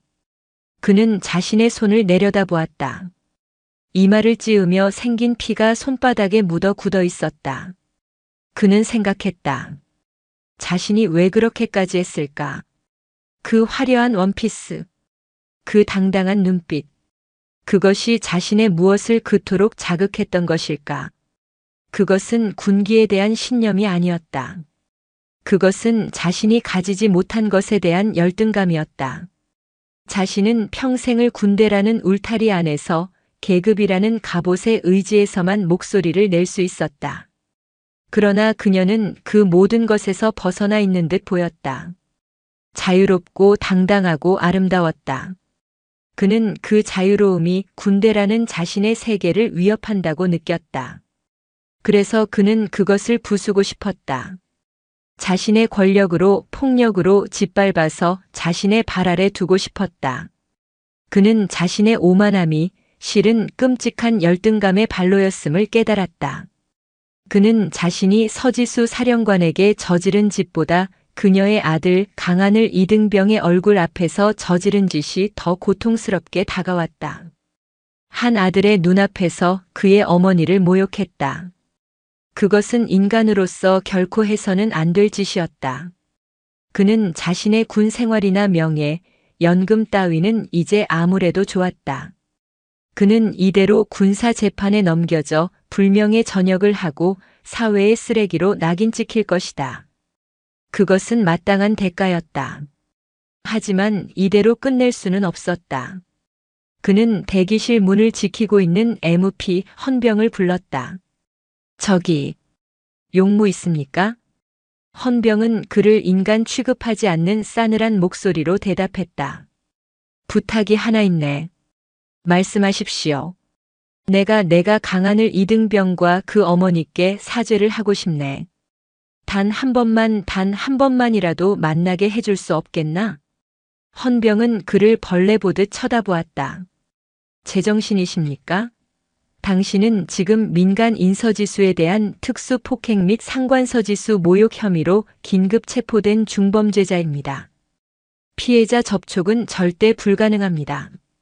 그런 군사적인 것 말고 그냥 인간 대 인간으로 닥치고 반성이나 하십시오. 헌병은 철문 틈으로 그를 노려보며 말했다. 마테오는 고개를 떨구었다. 그래, 맞다. 자신에게는 그런 자격조차 없었다. 그는 다시 시멘트 바닥을 바라보았다. 그의 눈에서 후회인지 참회인지 모를 뜨거운 눈물이 뚝뚝 떨어져 굳어가는 핏자국 위로 번져나갔다. 그는 아직 몰랐다. 이것이 그의 지옥의 끝이 아니라 그가 앞으로 평생을 짊어지고 가야 할 반성이라는 형벌의 시작에 불과하다는 것을. 그리고 그날 밤 칠성부대 전 생활관에는 단 하나의 불문율이 생겼다. 강하늘 이등병은 건드리지 마라. 아니, 정확히는 이것이었다. 강하늘 이등병은 쳐다보지도 마라. 하늘은 그렇게 부대 안에서 가장 강력한 존재이자 가장 외로운 유령이 되어가고 있었다. 그날 밤 강원도 화천의 칠성부대에는 단 한 사람도 잠들지 못했다. 가족들은 모두 떠났고 흥겨운 음악이 울려 퍼지던 연병장에는 차가운 가을 바람만이 맴돌았다. 그러나 물밑에서는 대한민국 육군 창설 이래 가장 거대하고 신속한 피해 숙청이 진행되고 있었다. 서지수는 부대를 떠나지 않았다. 그녀는 커피에 젖은 그 원피스를 벗어던졌다. 오진혁 소장이 급히 공수해 온 별 4개가 선명한 그녀의 전투복으로 갈아입었다. 마테오의 사무실을 임시 지휘 통제실로 삼은 그녀의 책상 위에는 위성통신 장비와 암호화된 노트북이 번쩍이고 있었다. 그녀는 더 이상 어머니가 아니었다. 그녀는 자신의 영지를 침범당하고 자신의 새끼를 위협받은 분노한 야전의 사령관이었다. 오진혁 소장이 방금 도착한 감찰실장, 법무실장과 함께 중간 보고를 올렸다. 각하 3군단장 각하의 지시로 칠성 사단장이 직접 마테오 중령의 모든 기록을 제출했습니다. 오 소장의 목소리는 분노로 차 있었다. 끔찍합니다. 마테오 중령은 지난 1년간 부대 내 인트라넷을 통해 총 14건의 마찰 보고가 있었습니다. 부하 사병들에 대한 폭언, 심지어는 간부 부인들의 모임에까지 개입하여 복장이 불량하다는 이유로 질책했던 기록도 발견되었습니다. 서지수의 눈이 서늘하게 빛났다. 그런데 모든 기록이 연대장 정강훈 대령선에서 주의 조치로 종결되었습니다. 이유는 올해 말 있을 연대 종합전투력 평가에서 좋은 성적을 받기 위해 예하 대대의 문제를 덮은 것으로 보입니다. 지휘관의 부적절한 행위가 상급 부대로 보고될 경우 연대 전체의 성과에 불이익이 가기 때문입니다. 서지수는 차갑게 웃었다. 성과. 고작 그놈의 점수 때문에 괴물을 키우고 있었군. 그녀는 정강훈 대령이 제출한 경위서를 집어들었다. 그곳에는 부대 화합을 저해야 할까 우려되어 지휘관의 사기를 고려하여라는 변명들로 가득 차 있었다. 오 소장. 예, 각하. 정강훈 대령은 지휘관의 가장 큰 책무가 무엇인지 잊었다. 그것은 성과가 아니라 부하들의 인격을 지키는 것이다. 그는 책무를 유기했다. 아니, 그는 책무를 배신했다. 그녀는 결심했다. 이 썩은 뿌리를 이 기회에 완전히 뽑아버려야 했다. 법무실장. 예, 각하. 마테오 중령은 금일부로 파면 불명예 전역 조치한다. 군사재판에 회부하여 상관 모욕, 직권 남용, 특수폭행 혐의를 적용, 법이 허용하는 최고형을 구형하도록. 단 그가 진심으로 반성하고 피해자 나와 내 아들에게 사죄하려는 의지가 보인다면 그 점은 정상 참작의 여지를 남겨두도록. 우리는 징벌이 아니라 교훈을 주려는 것이니까. 명심하겠습니다. 감찰실장. 예, 각하. 연대장 정강훈 대령. 지휘관 직위 즉시 해제. 보직 없는 대기 발령 상태로 육군 본부 감찰실에 이첩한다. 스스로 문제를 덮고 괴물을 키운 죄 엄중히 묻겠다. 예, 각하. 그리고 칠성 사단장. 방 안의 공기가 얼어붙었다. 칠성 사단장은 이 사태를 까맣게 모르고 있다가 방금 전 이왕극 중장에게 불려가 뺨을 맞고 넋이 나가 있는 상태였다. 자신의 사단에서 이런 일이 벌어지는 동안 예하 연대장이 보고를 조작하는 것조차 몰랐던 지휘관은 그 자리에 앉아 있을 자격이 없다. 서지수는 잠시 창밖을 바라보았다. 다만 그에게도 마지막 기회는 주지. 3군단장과 함께 이번 전면 감찰을 성공적으로 완수하는 것을 조건으로 엄중 경고 및 감봉 조치로 끝낸다. 하지만 단 하나라도 더러운 것이 더 나온다면 그땐 사단장 군복도 벗을 줄 알라고 전하게. 그것은 피해 숙청이었다. 단 몇 시간 만에 대한민국 최전방 사단의 지휘 라인 하나가 통째로 증발해버린 것이다. 중령은 파면, 대령은 보직 해임, 사단장 소장과 군단장 중장은 생명이 경각에 달린 경고를 받았다. 이 소식은 빛의 속도로 전군에 퍼져나갈 것이고 모든 지휘관들은 공포에 떨며 자신의 부대를 돌아보게 될 터였다. 모든 조치를 마친 서지수는 비로소 깊은 한숨을 내쉬었다. 그녀는 오 소장에게 말했다. 오 소장, 잠깐 나가 있게. 아들과 통화를 좀 해야겠어. 오 소장은 굳은 얼굴로 경례를 하고 방을 나갔다. 서지수는 자신의 개인 휴대전화로 강하늘의 생활관 공용 전화를 걸었다. 이 밤중에 사령관이 직접 생활관에 전화를 거는 것 또한 전례 없는 일이었다. 충성. 칠성부대 5중대 5소대 전화 받았습니다. 전화를 받은 것은 당직 근무 중이던 박철민 병장이었다. 그는 수화기 너머로 들려오는 맑고 차가운 여성의 목소리에 심장이 멎는 듯 했다. 박 병장인가? 나는 지상작전 사령관이다. 지금 즉시 강하늘 이등병을 전화 앞으로 오게 해주게. 뜨헉. 예, 알겠습니다. 성. 박 병장은 거의 기절할 듯이 소리치며 하늘을 깨웠다. 생활관 전체가 다시 얼어붙었다. 하늘은 굳은 얼굴로 공용 전화로 달려갔다. 성. 이병. 늘. 하늘아. 수화기 너머로 사령관이 아닌 엄마의 지친 목소리가 들려왔다. 예, 어머니. 괜찮으냐? 괜찮습니다. 거짓말. 서지수는 낮게 웃었다. 지금 생활관 분위기 끔찍하겠지. 다들 너를 괴물 보듯 하거나 아니면 없는 사람 취급하겠지. 하늘은 입술을 깨물었다. 어떻게 하셨습니까? 나도 겪어봤으니까. 내가 최초의 여성 장군이 되었을 때 모두가 나를 그렇게 대했다. 그들은 나를 보지 않고 내 어깨에 별만 보았지. 나는 수백 명의 부하들 속에서 언제나 혼자였다. 하늘은 어머니가 겪었을 고독의 무게를 어렴풋이나마 짐작할 수 있었다. 하늘아. 예, 어머니. 너는 오늘 내가 원하지 않았던 거대한 힘을 목격했다. 그 힘은 사람을 살릴 수도 죽일 수도 있는 무서운 칼이다. 오늘 마테오 중령은 그 칼을 자신의 열등감을 채우기 위해 휘둘렀다. 그 결과는 파멸이었지. 너는 그 칼을 쥔 사람의 아들이다. 사람들은 너를 두려워할 것이다. 너에게 아첨할 것이고 너를 이용하려 들 것이다. 너는 그 모든 것을 이겨내야 한다. 하늘은 주먹을 꽉 쥐었다. 어떻게 이겨내야 합니까? 잊지 마라. 어머니의 목소리에 다시 힘이 실렸다. 진정한 강함은 그 칼을 휘두르는 것이 아니라 그 칼을 칼집에 넣어둔 채 맨손으로 상대를 끌어안는 데서 나온다. 내가 가진 힘으로 그들을 누르려 하지 마라. 오히려 너의 힘을 그들을 지키는 방패로 써라.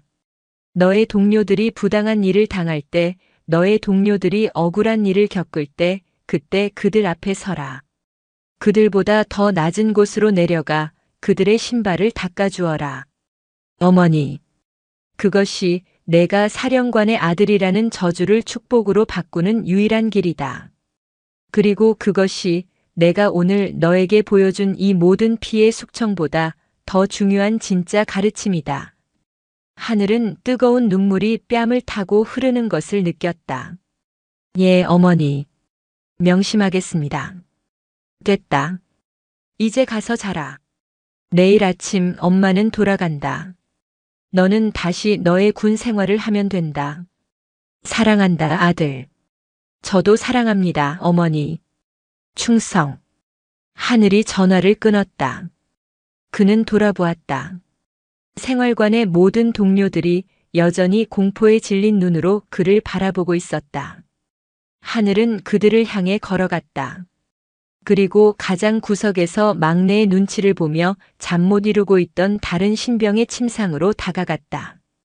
그 신병은 하늘의 접근에 기겁하며 몸을 움츠렸다. 하늘은 아무 말 없이 그 신병의 전투화를 집어들었다. 그리고 자신의 관물대에서 전투화 소를 꺼내 묵묵히 그 신병의 전투화에 묻은 흙을 닦아내기 시작했다. 하늘 이병님, 뭐 하시는 겁니까? 신병이 기겁하며 말렸다. 생활관 전체가 이 기이한 광경에 숨을 죽였다. 하늘은 고개를 들지 않고 전투화를 닦으며 나지막이 말했다. 괜찮아. 그냥 잠이 안 와서. 그 순간 분대장 박철민 병장의 눈에 그리고 몇몇 선임들의 눈에 공포가 아닌 다른 감정이 스쳐 지나갔다. 그것은 아주 작은 존경의 빛이었다. 서지수의 진짜 가르침은 그렇게 아들의 손을 통해 가장 낮은 곳에서부터 조용히 시작되고 있었다. 그날 밤 칠성부대는 그 이름처럼 7개의 거대한 별사성장군 서지수 3군단장, 이사단장, 감찰실장 등이 내뿜는 서슬 퍼런 빛에 휩싸여 잠들지 못했다. 강하늘 이등병이 수화기를 내려놓았을 때 생활관의 공기는 그가 전화를 받기 전보다 100배는 더 무겁고 차갑게 가라앉아 있었다. 사령관과의 직통 전화. 그것은 동료들이 상상할 수 있는 범주의 일이 아니었다. 그것은 현실이 아니라 신화의 영역이었다. 강하늘은 이제 의심할 여지 없이 이 부대, 아니, 이 군단 전체에서 가장 무서운 존재가 되었다. 모두가 숨을 죽인 채 공포에 질린 눈으로 그를 바라보고 있었다. 그가 무슨 말을 할까? 그가 이제 어떤 행동을 할까? 그가 만약 손가락을 들어 누군가를 지목하며 저 사람이 저를 괴롭혔습니다라고 말이라도 한다면 그 사람은 내일 아침 마테오 중령의 뒤를 따라 군복을 벗게 될 것이 자명했다. 공포는 전염병처럼 퍼져 선임이고 후임이고 할 것 없이 모두가 그 앞에서 죄인처럼 고개를 숙였다. 하늘은 그 시선들의 무게를 정면으로 받아냈다. 어머니의 목소리가 귓가에 맴돌았다. 진정한 강함은 그 칼을 칼집에 넣어둔 채 맨손으로 상대를 끌어안는 데서 나온다.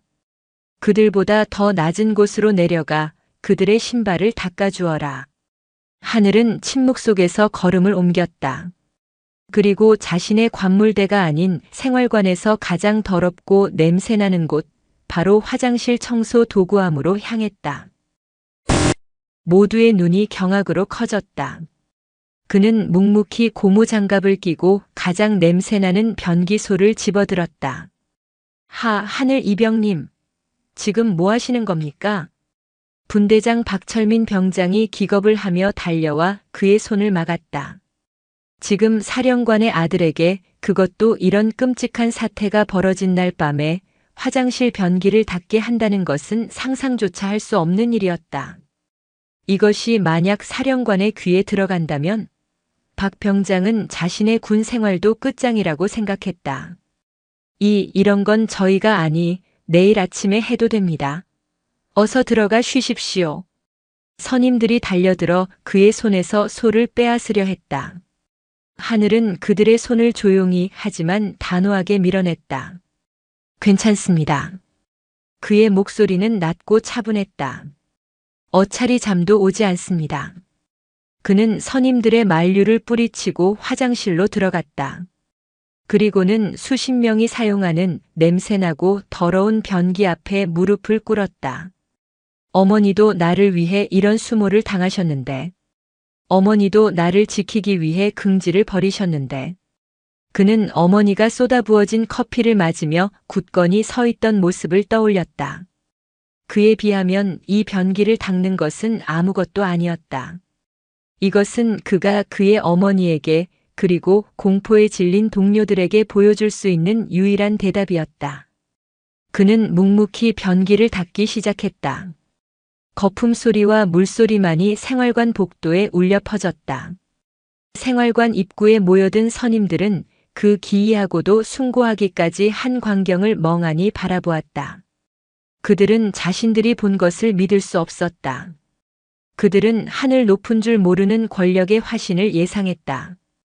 그러나 그들의 눈앞에 있는 것은 가장 낮은 곳에서 가장 더러운 일을 자처하는 한 명의 군인이었다. 박철민 병장은 자신도 모르게 주먹을 꽉 쥐었다.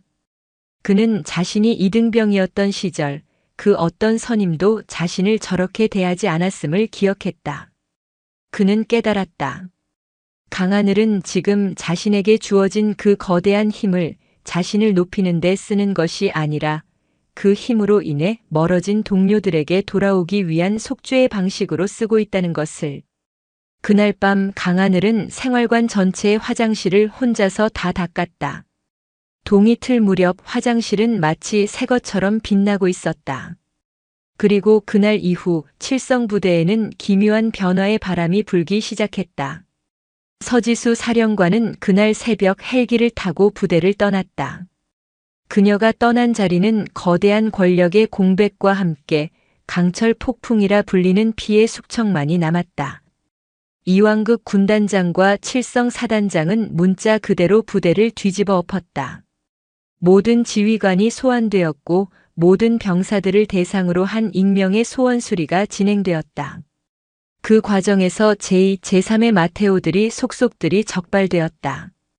부하들의 성과를 가로채거나 폭언을 일삼던 간부들이 줄줄이 보직 해임되고 징계위원회에 회부되었다. 칠성부대는 창설 이래 가장 고통스럽고도 근본적인 수술을 받았다. 그 폭풍의 한가운데 강하늘 이등병은 여전히 이등병으로 살아가고 있었다. 그는 여전히 가장 먼저 일어나 연병장을 쓸었고 가장 늦게까지 남아 청소를 했다. 선임들은 더 이상 그를 두려워하지도 그렇다고 함부로 대하지도 못했다. 그들은 그저 그 기묘한 신병을 어떻게 대해야 할지 몰라 혼란스러워했다. 그 혼란을 깬 건 역시 하늘이었다. 혹한기 훈련이 시작되었을 때였다. 칠성부대의 겨울은 상상을 초월했다. 살을 애는 바람 속에 텐트를 치던 날 한 동기가 실수로 지지대를 놓쳐 박철민 병장의 이마를 가격했다. 악! 이마가 찢어져 피가 흘렀다. 박 병장은 순간 이성을 잃고 그 동기의 멱살을 잡았다. 이 새끼가 진짜 정신 안 차려. 모두가 얼어붙었다. 훈련 중의 사고였지만 폭력이 터지기 직전의 일촉즉발의 순간이었다. 그때 하늘이 조용히 그들 사이에 끼어들었다. 박 병장님, 제 잘못입니다. 제가 옆에서 제대로 보조하지 못했습니다. 죄송합니다. 하늘은 자신의 잘못이 아님에도 불구하고 박 병장 앞에 고개를 숙였다.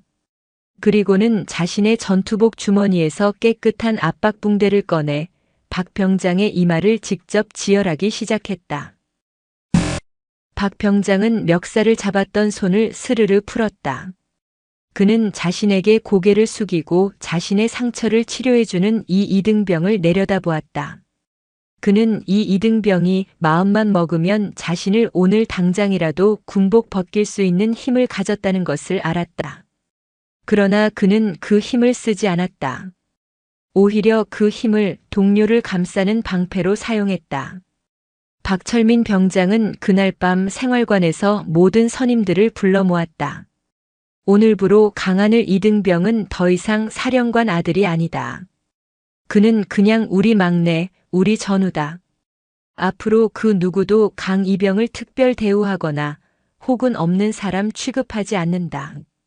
그는 우리와 똑같이 땀 흘리고 똑같이 욕먹고 똑같이 구르는 우리 분대원이다. 알겠나? 예, 알겠습니다. 그것은 공포가 아닌 진심에서 우러나온 존경의 대답이었다. 그날 이후 강하늘은 비로소 로열 패밀리라는 감옥에서 벗어나 진정한 동료로 받아들여졌다. 시간은 흘러 모든 것이 제자리를 찾는 듯 했다. 그리고 넉 달 뒤 마테오 전 중령에 대한 군사재판의 최종 선고가 열렸다. 군사법원은 만인이 지켜보는 가운데 열렸다. 마테오는 수의가 아닌 모든 계급장이 제거된 민무늬 전투복을 입고 피고인석에 앉아 있었다. 그는 지난 넉 달간 10년은 늙어버린 모습이었다. 화천에서의 그 오만했던 중령의 모습은 온데간데 없고 깊은 절망과 참회에 잠긴 한 중년 남자만이 앉아 있었다. 검사는 법이 허용하는 모든 죄목을 들어 그에게 징역 5년과 불명예 전역을 구형했다. 재판장이 그에게 최후 변론의 기회를 주었다. 마테오는 자리에서 일어났다. 그는 재판장을 바라보지 않았다. 그는 방청석을 바라보았다. 그곳에는 그의 아내와 딸이 눈물도 말라버린 얼굴로 앉아 있었다. 그리고 그는 방청석 가장 구석에 전투복을 입고 홀로 앉아 있는 강하늘 이등병을 발견했다. 하늘은 휴가를 반납하고 이 재판을 보기 위해 스스로 이곳에 와 있었다. 마테오의 입술이 파르르 떨렸다. 그는 마이크를 잡고 하늘을 향해 그리고 방청석을 향해 깊이 고개를 숙였다. 저는 변론할 자격이 없습니다. 그의 목소리는 갈라져 나왔다. 저는 오늘 제가 입었던 그 신성한 군복과 제가 지휘했던 수많은 부하들, 그리고 제가 감히 입에 담을 수도 없는 모욕을 드렸던 서지수 사령관님께 용서를 구하지 않겠습니다. 저의 죄는 용서받을 수 없는 죄악입니다. 그는 눈을 감았다. 저는 다만 한 사람에게 용서를 구하고 싶습니다. 그는 강하늘 이등병을 바라보았다. 강하늘 이병. 나는 그대의 어미에게 그대의 면전에서 인간으로서 해서는 안 될 짓을 저질렀소. 나는 그대의 영혼에 평생 씻을 수 없는 상처를 주었소. 그 어떤 처벌도 그대 앞에서 무너진 그대의 어머니의 존엄에 비하면 가벼울 뿐이요. 나를 용서하지 마시오. 다만 그는 무릎을 꿇었다. 법정 한가운데서 피고인이 방청석을 향해 무릎을 꿇었다. 그대의 남은 군 생활과 그대의 앞날에 나 같은 괴물이 다시는 나타나지 않기를 신께 빌겠소. 정말 미안하네. 한 인간으로서 한 어른으로서 정말 미안하네. 그는 바닥에 이마를 대고 흐느꼈다. 그것은 연기가 아니었다. 자신의 모든 것을 잃고 나서야 비로소 깨달은 한 남자의 고통스러운 참회였다. 강하늘은 그 모습을 묵묵히 지켜보았다. 재판장은 최종 판결을 내렸다. 피고인 마테오. 직권 남용, 특수 폭행, 상관 모욕. 모든 혐의 유죄. 징역 3년을 선고한다. 다만 재판장은 잠시 숨을 골랐다. 피고인이 자신의 죄를 깊이 뉘우치고 피해자에게 진심으로 사죄한 점, 그리고 피해자인 서지수 사령관께서 직접 재판부에 보내온 탄원서를 고려하여 모두가 놀라 법정이 술렁였다. 피해자는 그에게 가장 큰 형벌은 군복을 벗는 것 그 자체일 것이다. 그가 자신의 잘못을 진심으로 뉘우쳤다면 군인의 명예는 빼앗돼 한 인간으로서 반성하며 살아갈 마지막 기회는 주어야 한다는 뜻을 전해왔다. 이에 재판부는 피고인의 징역형에 대해서는 집행을 유예하고 즉각적인 파면과 불명예 전역을 명한다. 마테오는 고개를 들지 못했다. 자비였으나 그것은 가장 잔인한 자비였다. 그는 평생을 감옥에서 썩는 대신 불명예 전역자라는 주홍 글씨를 가슴에 새긴 채 평생을 참회하며 살아가야 하는 형벌을 받은 것이다. 재판이 끝나고 하늘이 법정을 나섰다. 그 앞을 이제는 민간인 신분이 된 마테오가 가로막았다. 두 사람은 아무 말 없이 서로를 바라보았다. 마테오는 하늘을 향해 허리가 부러져라 고개를 숙였다. 하늘은 아무 말 없이 그의 어깨를 두드려주지도 그를 비난하지도 않았다. 그저 묵묵히 그를 지나쳐 부대로 복귀했다. 용서는 없었지만 이해는 있었다. 그렇게 한 시대의 오만함은 막을 내렸다. 그리고 다시 1년 반이라는 시간이 흘렀다. 강하늘 병장은 전역을 명받았다.